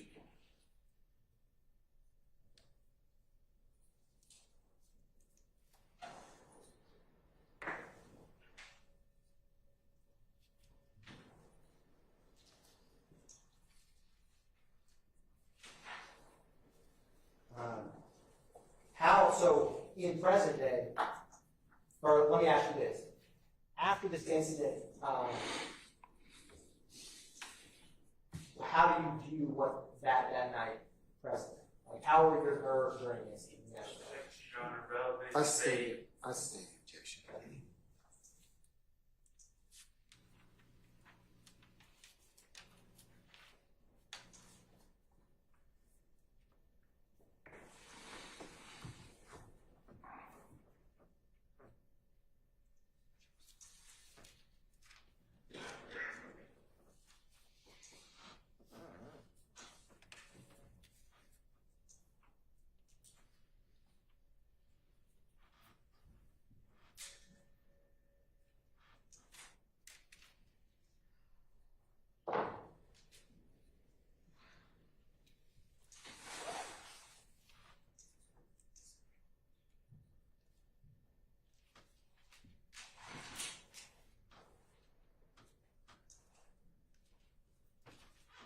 why did this incident stick out in your mind?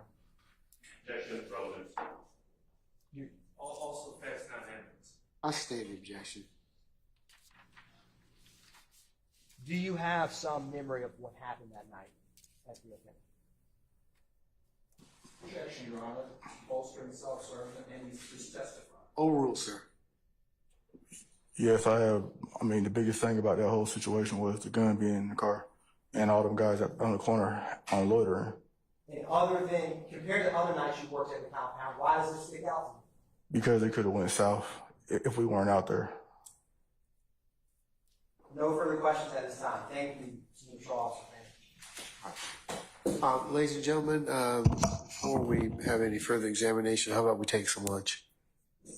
Okay, all right.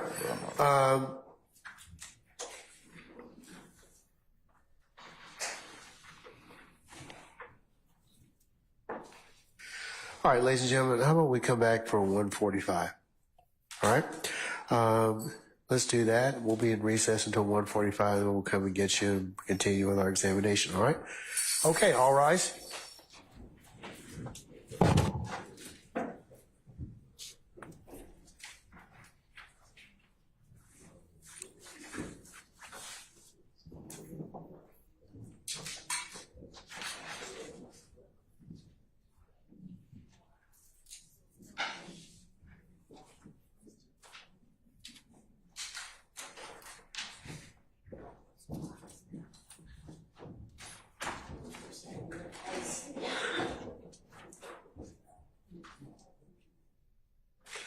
All right, ladies and gentlemen, please be seated. Our jury has left us. Officer Finny, we'll see you back at 1:45, okay?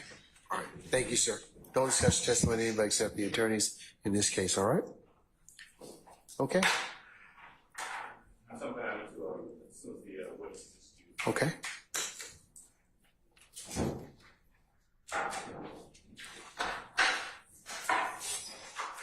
All right, our witness has left us. Yes, sir. Judge, I'm going to make an objection. I'm objecting to the both the question and the response.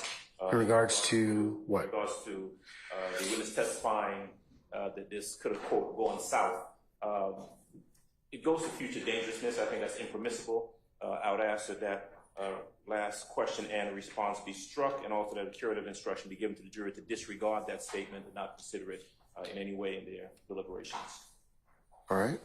Your Honor, SPO Finny is the sole witness who heard Jimmy Winfrey, to the state's knowledge, make this statement of spraying the bus. Furthermore, he is the witness who saw him with an assault rifle a couple minutes later. So his credibility as the single eyewitness is paramount to if the jury believes that Jimmy Winfrey made that comment and had an assault rifle in that vehicle.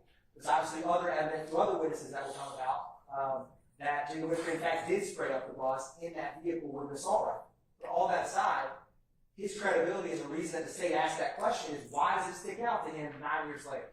And compared to any other night at the compound, what SPO Finny had expressed is stuck out because he realized the seriousness of it. He hears someone make a statement of shooting a bus. He sees that same person a couple minutes later drive by with an assault rifle with the butt up and the muzzle down, driving off quickly, and he knows in present day that the bus was shot. And so his memory of it sticks out more so than just someone who made a threatening gesture at the end of closing time or something like that. It has a different seriousness to it. That's why the state asked it, and that's why the state feels it's relevant. And certainly does not think the curative instruction needs to be asked, because the jury ultimately is the fact finder and has to determine its credibility. Mr. Adams, I'm going to overrule your objection, okay?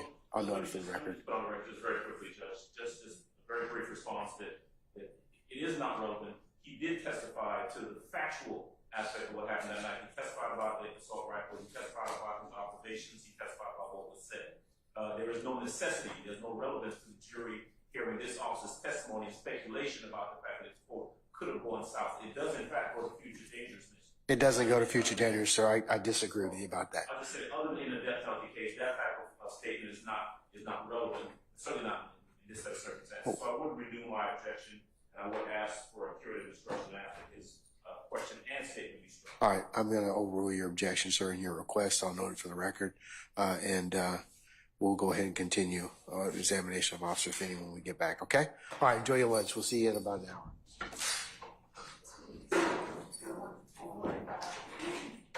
May I approach you?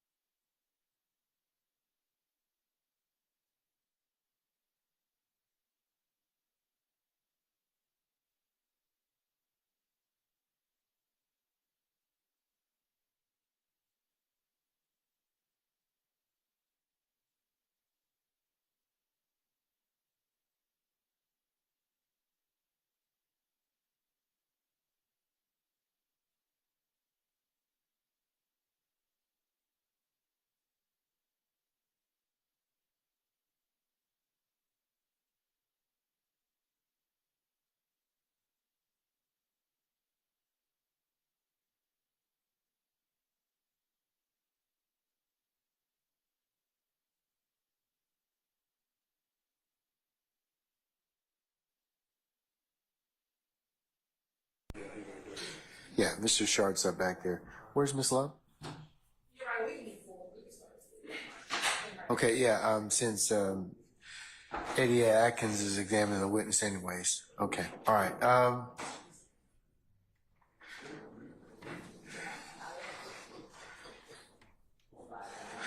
Okay, counsels, I'm going to call for our jurors in just a minute. Let me go ahead and just put a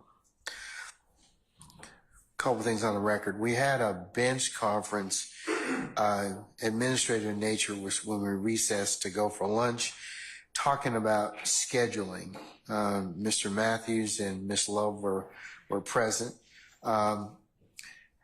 Matthews, I'll let you add anything or delete or recommend any deletions to my message, but we talked about basically the scheduling of witnesses for today, tomorrow, and possibly some hearing some motions, depending upon how the schedule went.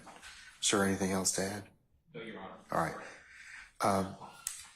All right. I'm going to call for our jurors and just, I need to cover something with them about their pay, which is very important to them.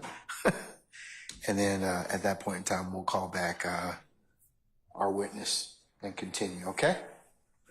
All right. So, Sergeant Ingram, if you summon our jurors, please.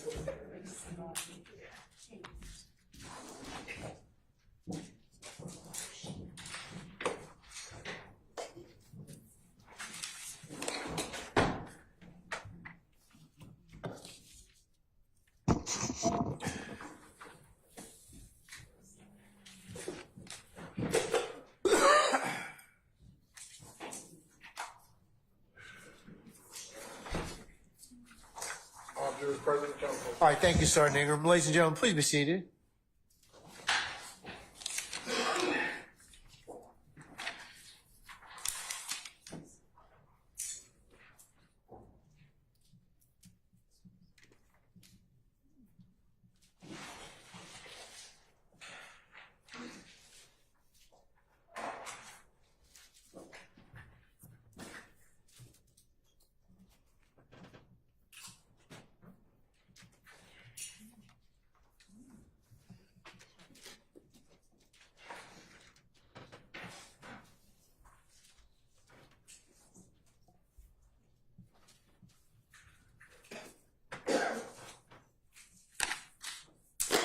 Okay, ladies and gentlemen, before we recall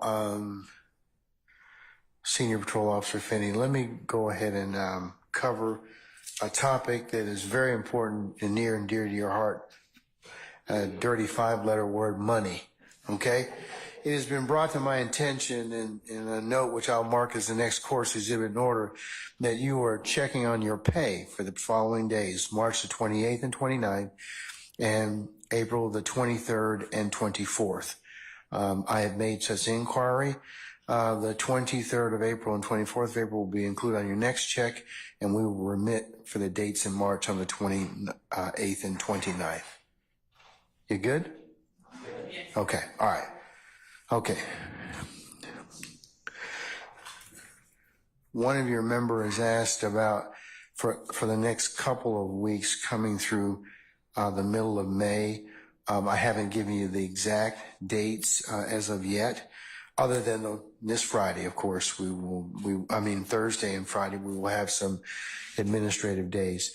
To accommodate somebody that has a graduation, we will start at noon on the 14th of May. Noon on the 14th. Will that be sufficient? Yes. Okay. All right. Okay. So right now that's the administrator that I have. I'll take up any further questions you all as a group may have at the conclusion of today. Okay. Fair enough? All right. Okay. Okay. Now back to our regularly scheduled programming. All right. If we can go ahead and reschedule or call in Senior Patrol Officer Finny, please. Yes, Your Honor. All right.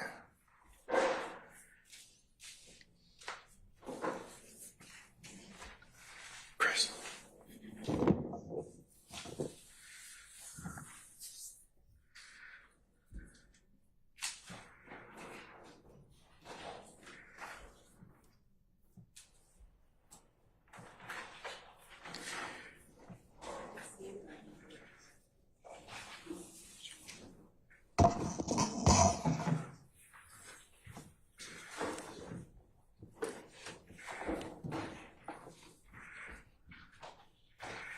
Okay, before we begin, councils, let me just remind you, since I get a lot of requests for your audible and people listen, State, if you could make sure, and offense as well, gentlemen and ladies, if you could speak directly in your microphones, that would be greatly appreciated. All right?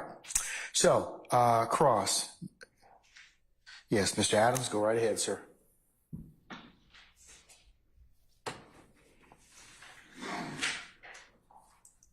Officer Finny, good afternoon, sir. Good afternoon. All right, you can hear me okay, I presume, right? Yes. All right. So I'm going to ask you to do the same thing that the court asked you earlier. Your voice tends to trail off a little bit, so make sure you keep your voice up and speak into the microphone so we can all, especially the court reporter, hear what you're saying. Good? Gotcha. All right. Where to start? You are a police officer with the Atlanta Police Department, right? Correct. You have been with APD for exactly how long? Remind me. 16 years and like 10 months. 16 years, 10 months? Correct. Okay. And you were employed in that capacity back in 2015. Correct. I heard you mention that you worked in the Cleveland Avenue area at some point. No. No? I worked at an alternative school on Forest Hills Drive. Okay. All right. What zone is that? Zone 3. Zone 3. Okay. And you were what they call an SRO, a school resource officer. Correct. If I heard you correctly, you were tasked with, of course, providing law enforcement services to the school, right? Correct. You had an opportunity to interact with the kids at that school, right? Correct. A lot of the kids you had the opportunity to talk to just about any difficulties they had at school and any law enforcement concerns there in the area. True? Correct. You would talk to them about gangs, things like that. Correct. And if I heard you correctly, one of the things you said is that, the kids were interested and you would talk to them about, staying straight, getting out of the area or getting out of that area. Is that what I heard you say? Getting out of that school. Getting out of that school. It's a tough area, right? The school? Yeah. I mean, it's an alternative school. Okay. It's an alternative school because kids go there if they've gotten into trouble at their main school, they go to the alternative school. Is that right? Correct. All right. Now, in addition to working as an Atlanta Police Department officer, you also worked extra jobs, right? Correct. Some of those, as I think I wrote, is that you'd work at clubs. Correct. You worked at the Dome. Correct. And when you're working there, you work as security, but you're still in APD uniform, right? I work as a police officer. Yeah, okay. Are you assigned there as a police officer? When you say it's an extra job, you're not working as an employee of APD, but you are still a law enforcement officer, right? Correct. Okay. And so you would have the same responsibilities as if you were working for APD, right? Correct. I mean, you still have to observe, keep people safe, that sort of thing, right? Correct. And sometimes those two things overlap in that if you were to make an arrest, for example, at one of your extra jobs, that would be something that you end up investigating or maybe even testifying as in your capacity as an Atlanta Police Department officer, right? Correct. Okay. So the compound. Compound is a club that you were working at and you were working as security, right?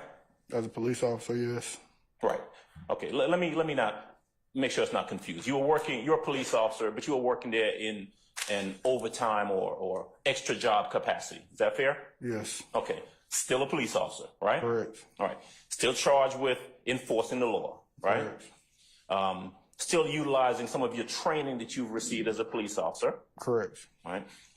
Observing, Correct. right? Identifying potential dangers or threats and that sort of thing, right? Mhm. Yes? Yes. Identifying suspicious behavior, right? Correct. And acting on it. Correct. All right. And so in this case, the compound on April the 26th of 2015, was that the first time that you worked at a compound or you worked there before? I worked there before. Okay, so you're familiar with it. Correct. You're familiar with kind of the traffic and the crowds and that sort of thing, right? Correct. Okay. So, and by the way, you know that I represent Jeffery Williams, right? Okay. Do you know Jeffery Williams? No. Okay. Had you ever seen him at any of the clubs or venues that you did security at?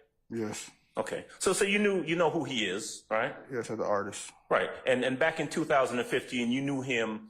I don't know if you knew him as Jeffery Williams. You certainly knew he was Young Thug, a rapper, a performer, right? Correct. Okay. And you'd seen him in that capacity, true? Correct. Right. Had you ever seen him at the compound? I don't recall. Okay. So you're working at the compound on the night of April the 26th, and I heard you say that you knew that the artist Lil Wayne was supposed to be at the club that night. Correct. He was going to do what they call he was making an appearance. Sometimes they call it doing a walkthrough, right? Correct. Okay. There wasn't anything specifically, unusual about that. Other artists had done that at the compound before, correct? Yes. All right. You didn't see when Lil Wayne got there. No. You know that there's an area where the tour bus, a bus or whatever's bringing them there to the club would park, and they'd come in through the VIP. Correct. Okay. And if I heard you correctly, I don't remember what time you said you got there, maybe between 10 and 11, is that about right? Yes. Okay.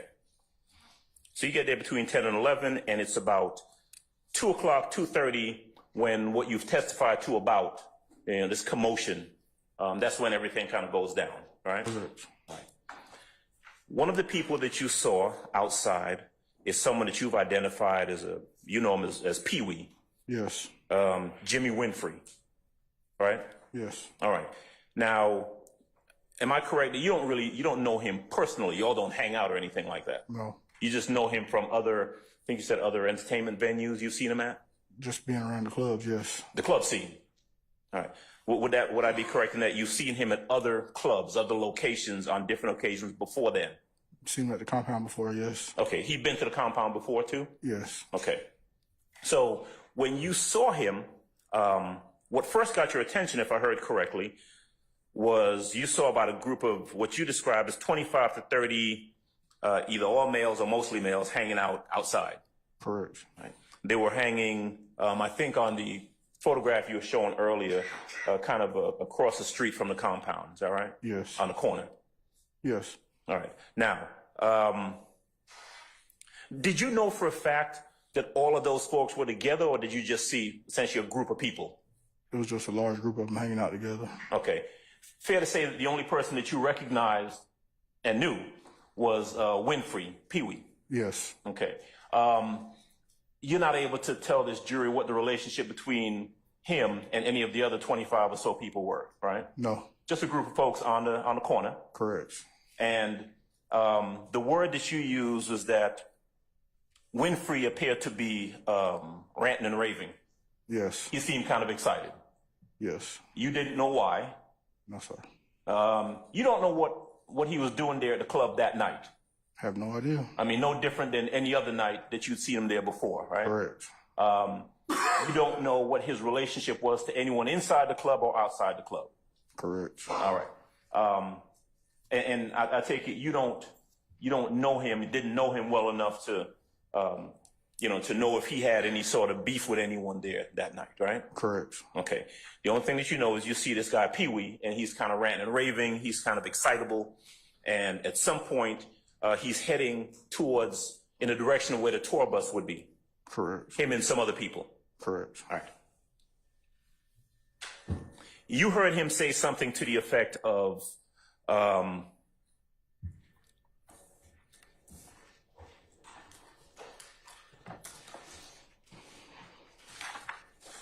"This my city. Keep fucking around. I'll spray the bus." Correct. Now, there's a small difference, but I want to make sure we're accurate here. Because earlier when you were testifying for the state, right, you were asked a question about whether he said, "Keep fucking around and we'll spray the tour bus." Remember testifying to that earlier? I don't recall. Okay. Would I be correct, though, that what you told your superiors and other folks when you wrote a report is that Winfrey said something to the effect of, "This my city, keep fucking around and I'll spray the bus"? Correct. All right, he was talking about himself, all right? Correct, yes. Right, I mean, if you say "I" as opposed to "we." Yeah. Okay. You didn't know why he was saying that. I have no idea. You don't know what his beef was or who he had any sort of beef with. No, sir. Okay. He wasn't interacting with anyone on the tour bus or at the tour bus at that time when he said that, was he? No, he was away from the tour bus. He was away from the tour bus. Okay. Was he saying it to anybody in particular? I'm not. It was an out loud statement. Just kind of. It was a yell statement. Correct. Okay. And although there were other people around him, they didn't seem to be, I don't want to say acquiesce. I mean, they weren't egging him on or anything like that. He was just out there talking. I don't know what anybody else was doing out there. All right. Nobody throwing up any signs or anything like that. I have no idea what anybody else was doing out there. Well, you didn't see Correct. anyone doing anything No, like sir. that. Okay. All right. He was looking in the direction of 10th and Brady. Is that what you said? Yes, sir. Okay. He takes off running somewhere, right? Up 11th Street. Up 11th Street. And then about 2 to 5 minutes later, you see him come driving back down the street in a white vehicle. Yes, sir. And as he passes or comes, did he stop at the stop sign? Yes. All right. Stops at the stop sign, and you see inside of the car, and you see an assault rifle, an assault gun of some sort that's in the front of the vehicle, right? Correct. Like on the passenger side seat? Yes. Okay. The stock or the back portion of it standing up? Yes. Okay. He's in the car by himself? Yes. Okay. Nobody else appears to be following him? I'm not aware. Okay. He's in the car. You head towards the car, and then he takes off. Correct. Okay. Doesn't say anything that you hear.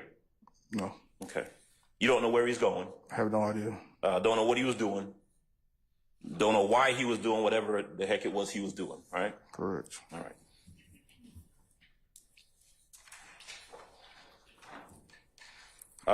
But you thought that was kind of odd. Correct. And so you told Dennis, Investigator Dennis, who was near there with you. He was doing security that night as well? Yeah. Okay. You told him what you observed. Correct. Investigator Dennis then took off, right? No. Okay. What did he do then? I'm not sure, but Pee Wee sped away at that point. Okay. All right. And then did Dennis do anything after that? I don't recall what Dennis did. Okay. And that was pretty much it in terms of what you observed that night, right? Correct. Okay. You did not have any further involvement in anything that happened after that? No. You don't know anything that happened after that? Correct. If anything happened, you don't know why it happened after that? Correct. Okay. And so the only person that you're really able to tell this jury anything about is what Jimmy Winfrey, what you observed him do that night? Correct. Okay. About a month later, someone contacts you, someone from APD, I guess, tell me if I'm right or wrong, contacts you and says, look, you got to write a report. Correct. And you did. Yes. And everything you put in that report was everything that you just testified to this jury. Correct. All right. You never saw Dwayne Carter, Lil Wayne, that night? No.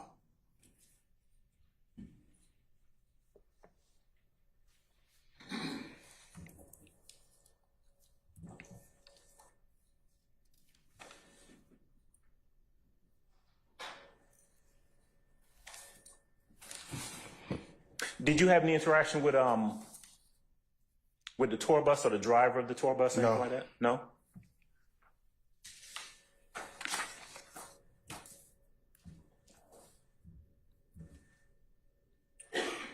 All right.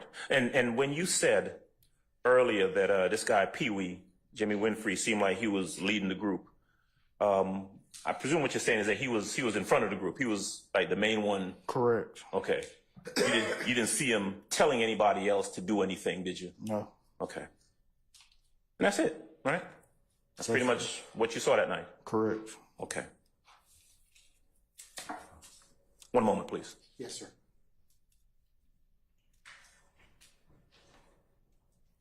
All right. Thank you, Judge. That's all. All right. You the floor. All right, Mr. Sharp. Thank you, Your Honor.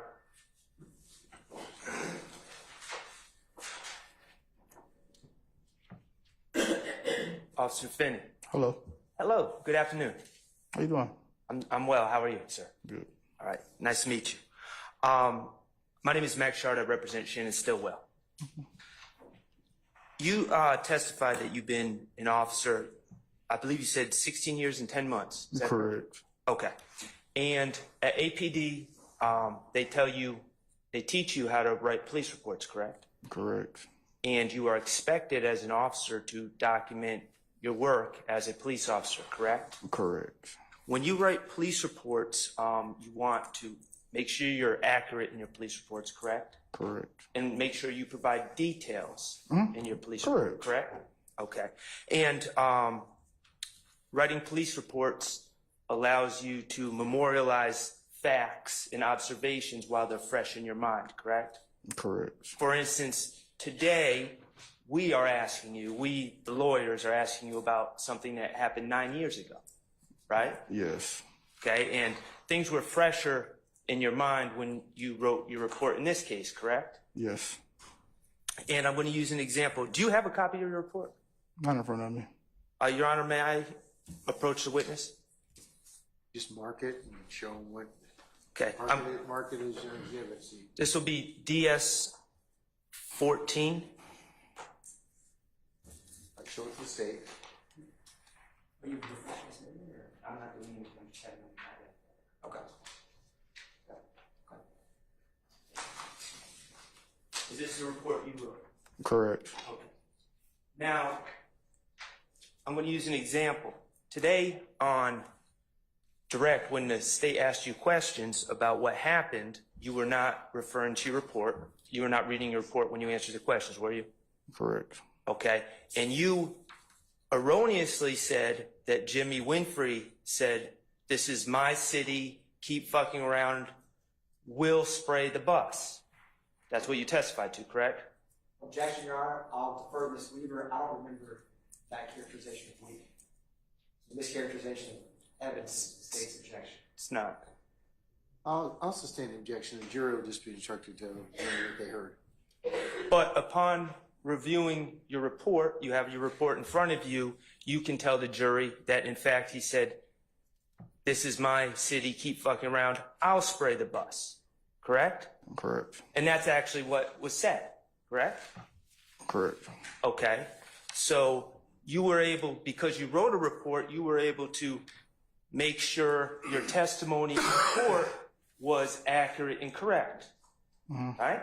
Correct. Now, I just want to ask about Mr. Jimmy Winfrey. You recognized him? Yes. Okay.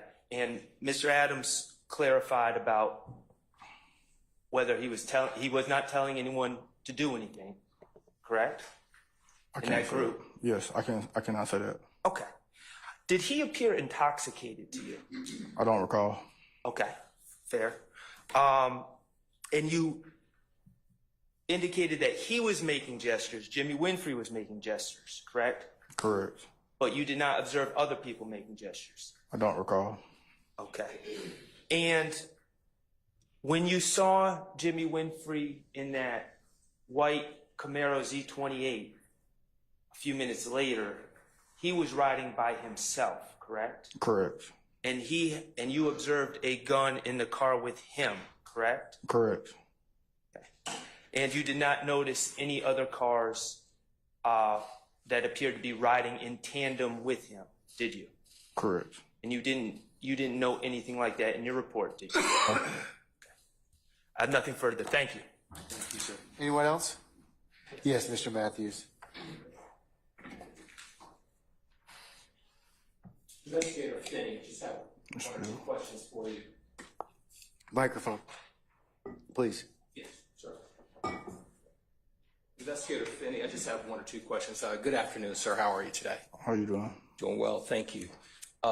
Is this the first time that you've testified in court on this case? Yes. Okay, that's all I have. Thank you. Anyone else? Any redirect? Yes, Your Honor.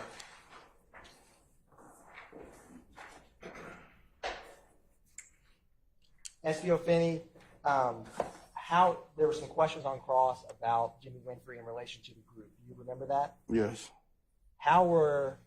Why did you determine, or how were you able to determine that Jimmy Winfrey, as you put it, was the leader of that group? What made you say that? He was standing out. Basically, he was in the front of them, and when he moved, they moved behind him. And when you saw Jimmy Winfrey, remember there was testimony about you previously had seen him at the compound? When you saw him those previous times, was he with a large entourage? I don't recall. Okay. And when you saw him any previous times, did he make any similar statements like you heard him make on April 26, 2015? No. If you go up 11th Street, is there any spot where you could park your car up there? Yes. And there was some testimony on cross about who did he make this comment towards. Do you recall that? Yes. Was there any other tour buses other than the tour buses of Little Wayne in that vicinity when he made the comment to spread bus? No. And do you know, do you remember there's some questions about what he was doing before or after, or what his interaction was with people in the group? Correct. Do you know who he spoke with before you saw him outside the compound that night? No. Do you know who he spoke with after? No.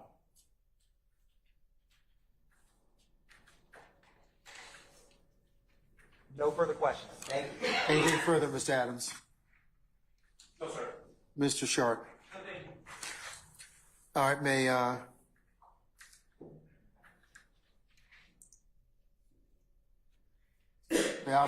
Senior Officer Finney be permanently or temporarily excused as a witness? He may be permanently excused. All right, Officer Finney, I'm going to permanently excuse you as a witness. Thank you for being patient with us today. You're free to go about your usual duties and navigation. Just don't discuss your testimony with anybody except the attorneys in this case, okay? Yes, sir. Thank you, sir. Sure.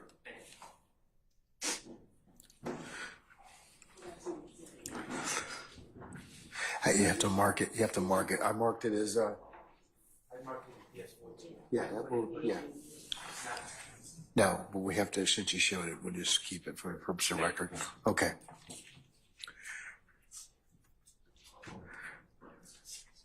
All right. State, call your next witness. Yes, Your Honor. The state calls Ms. Sharon Latner to the stand. All right, some of Ms. Latner's, please.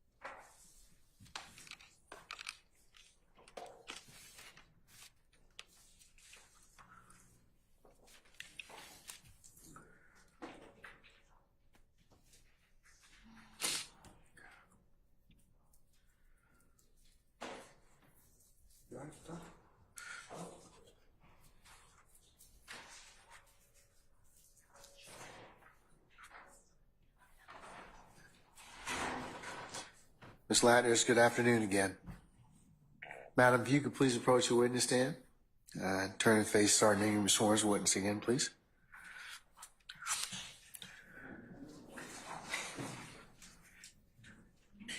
Raise your right hand. You swear firm testimony you give the truth, the whole truth, and nothing but the truth. I just. I'm seeking. Spell your name. Sharon Latners, SharonLatners. Good afternoon, Ms. Latner. Good afternoon, sir.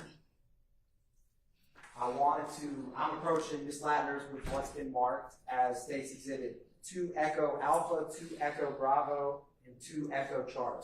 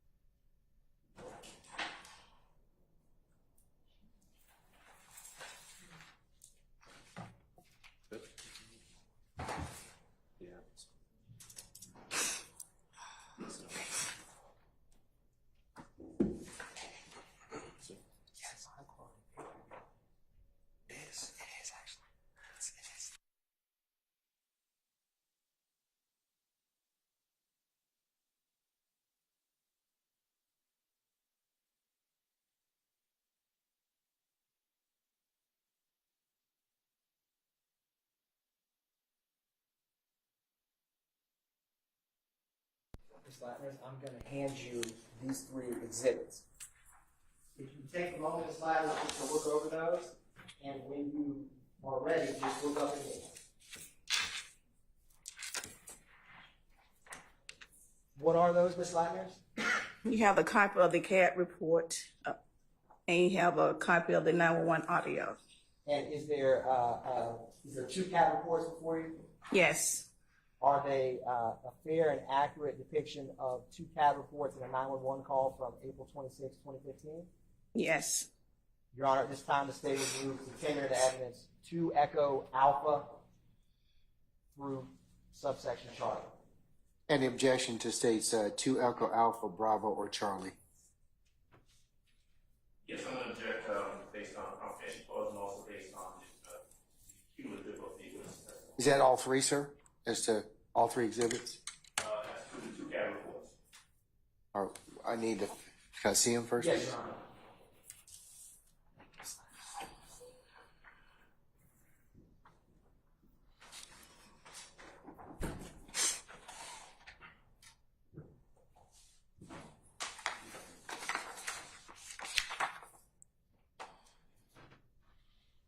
Mr. Adams, from the 2 CAD reports are 2 Echo Alpha and Bravo. Is that correct?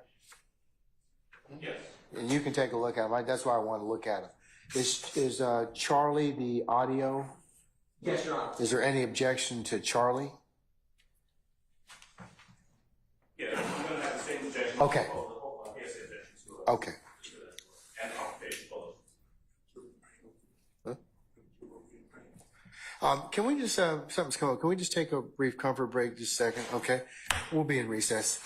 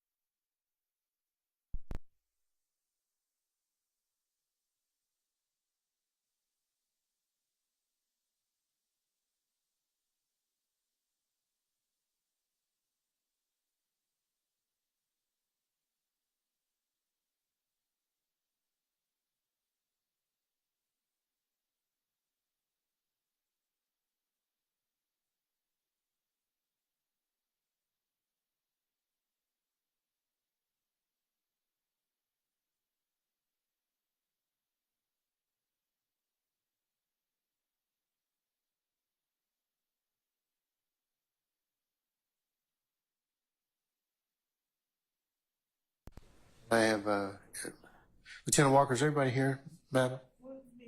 Who are we missing? That's everybody, Your Honor. All right, councilors, just make sure, do we have everybody on? Check your neighbors, make sure we have everybody. Okay, all right. You ready for the jurors, Your Honor? Yeah, not quite yet.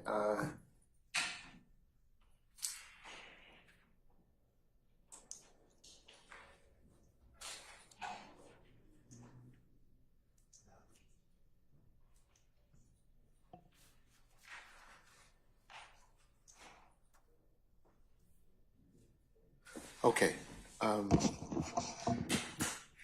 Prepare our jurors, please. Yes, Your Honor. Okay, and then I'll tell you when to bring everybody. Okay. All right. Ladies and gentlemen, as an administrative matter, one of our jurors is taken ill, and we're going to need to send her for medical treatment.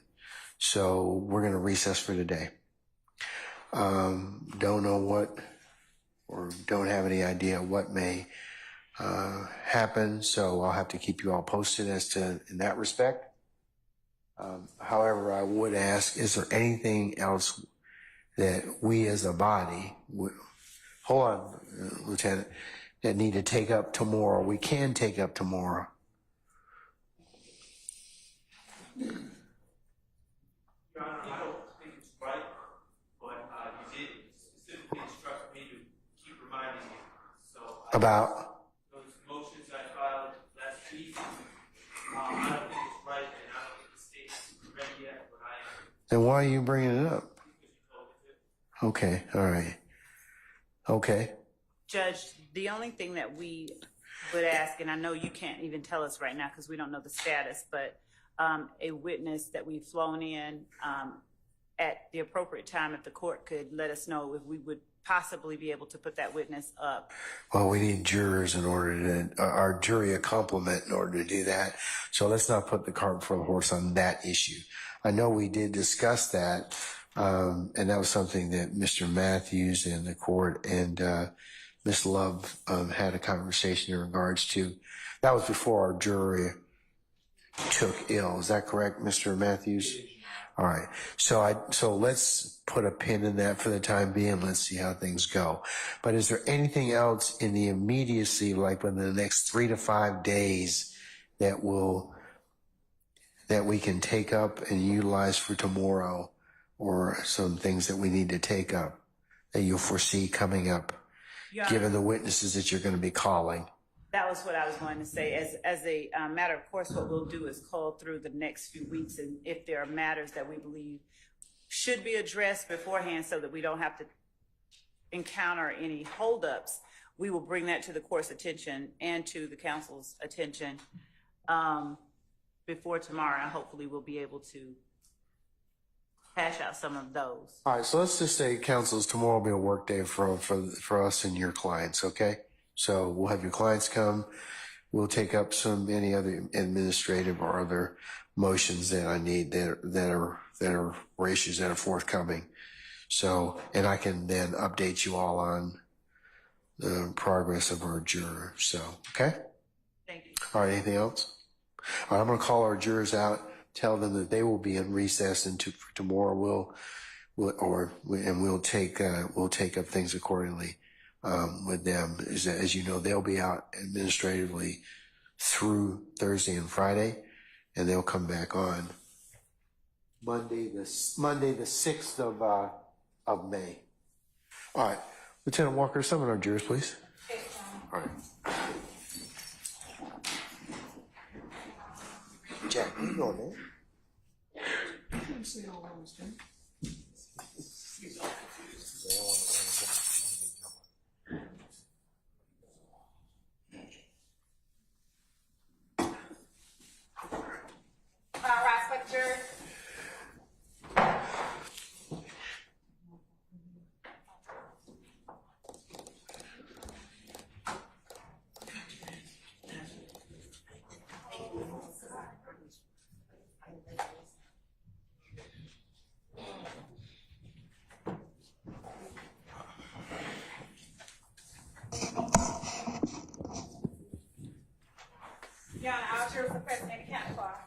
All right.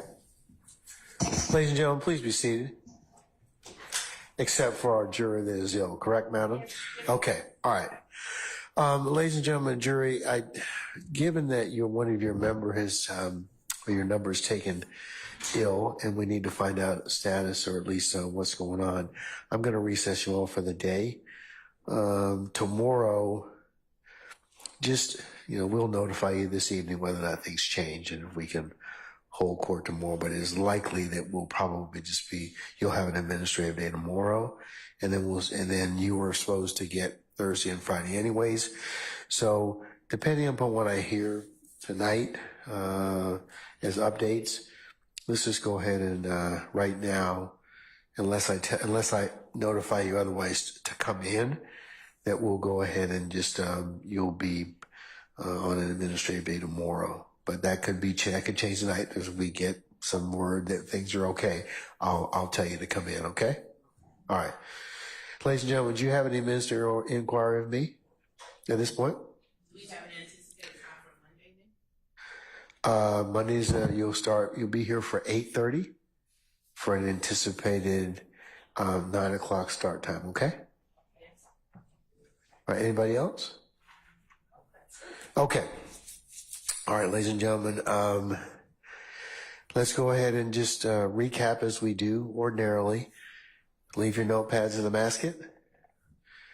Don't discuss anything in regards to the case or anything you've heard amongst each other on onesies and twosies, or even as you leave this place going back to your respective places in our great county.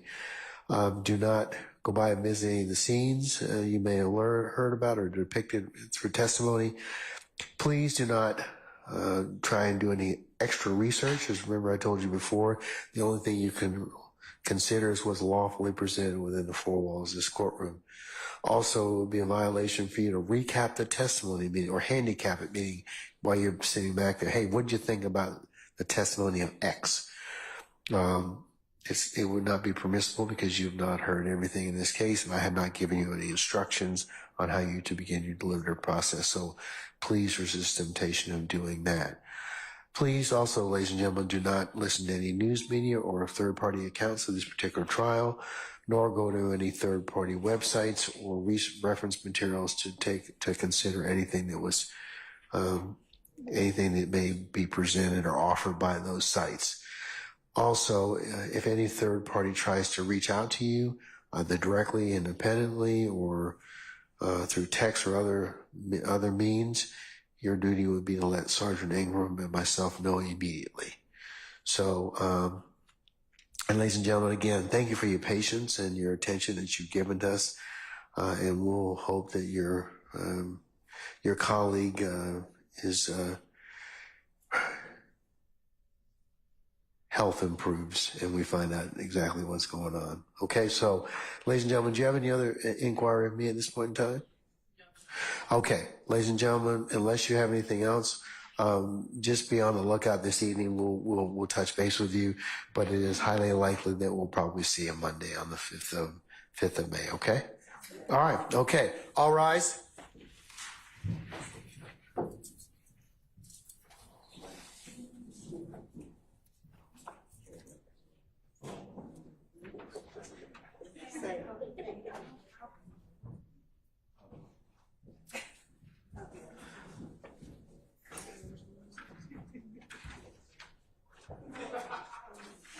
All right, ladies and gentlemen, please be seated. Ms. Latners, can we have her come back in for a second?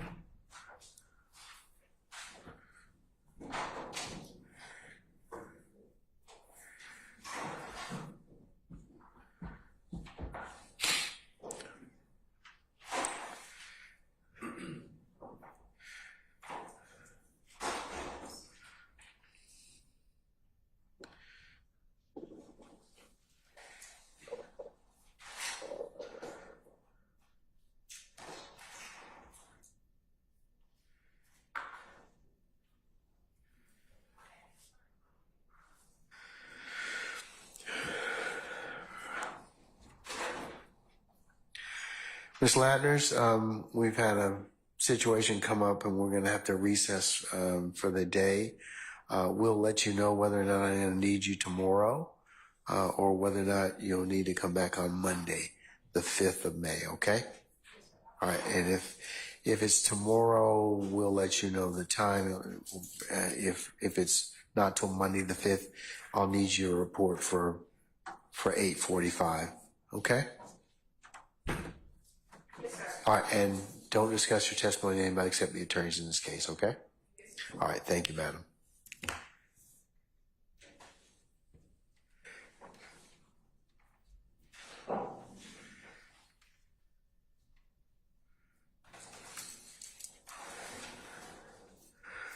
All right, ladies and gentlemen, our witnesses left us. Is there anything else we need to cover? I'll have you all report tomorrow morning.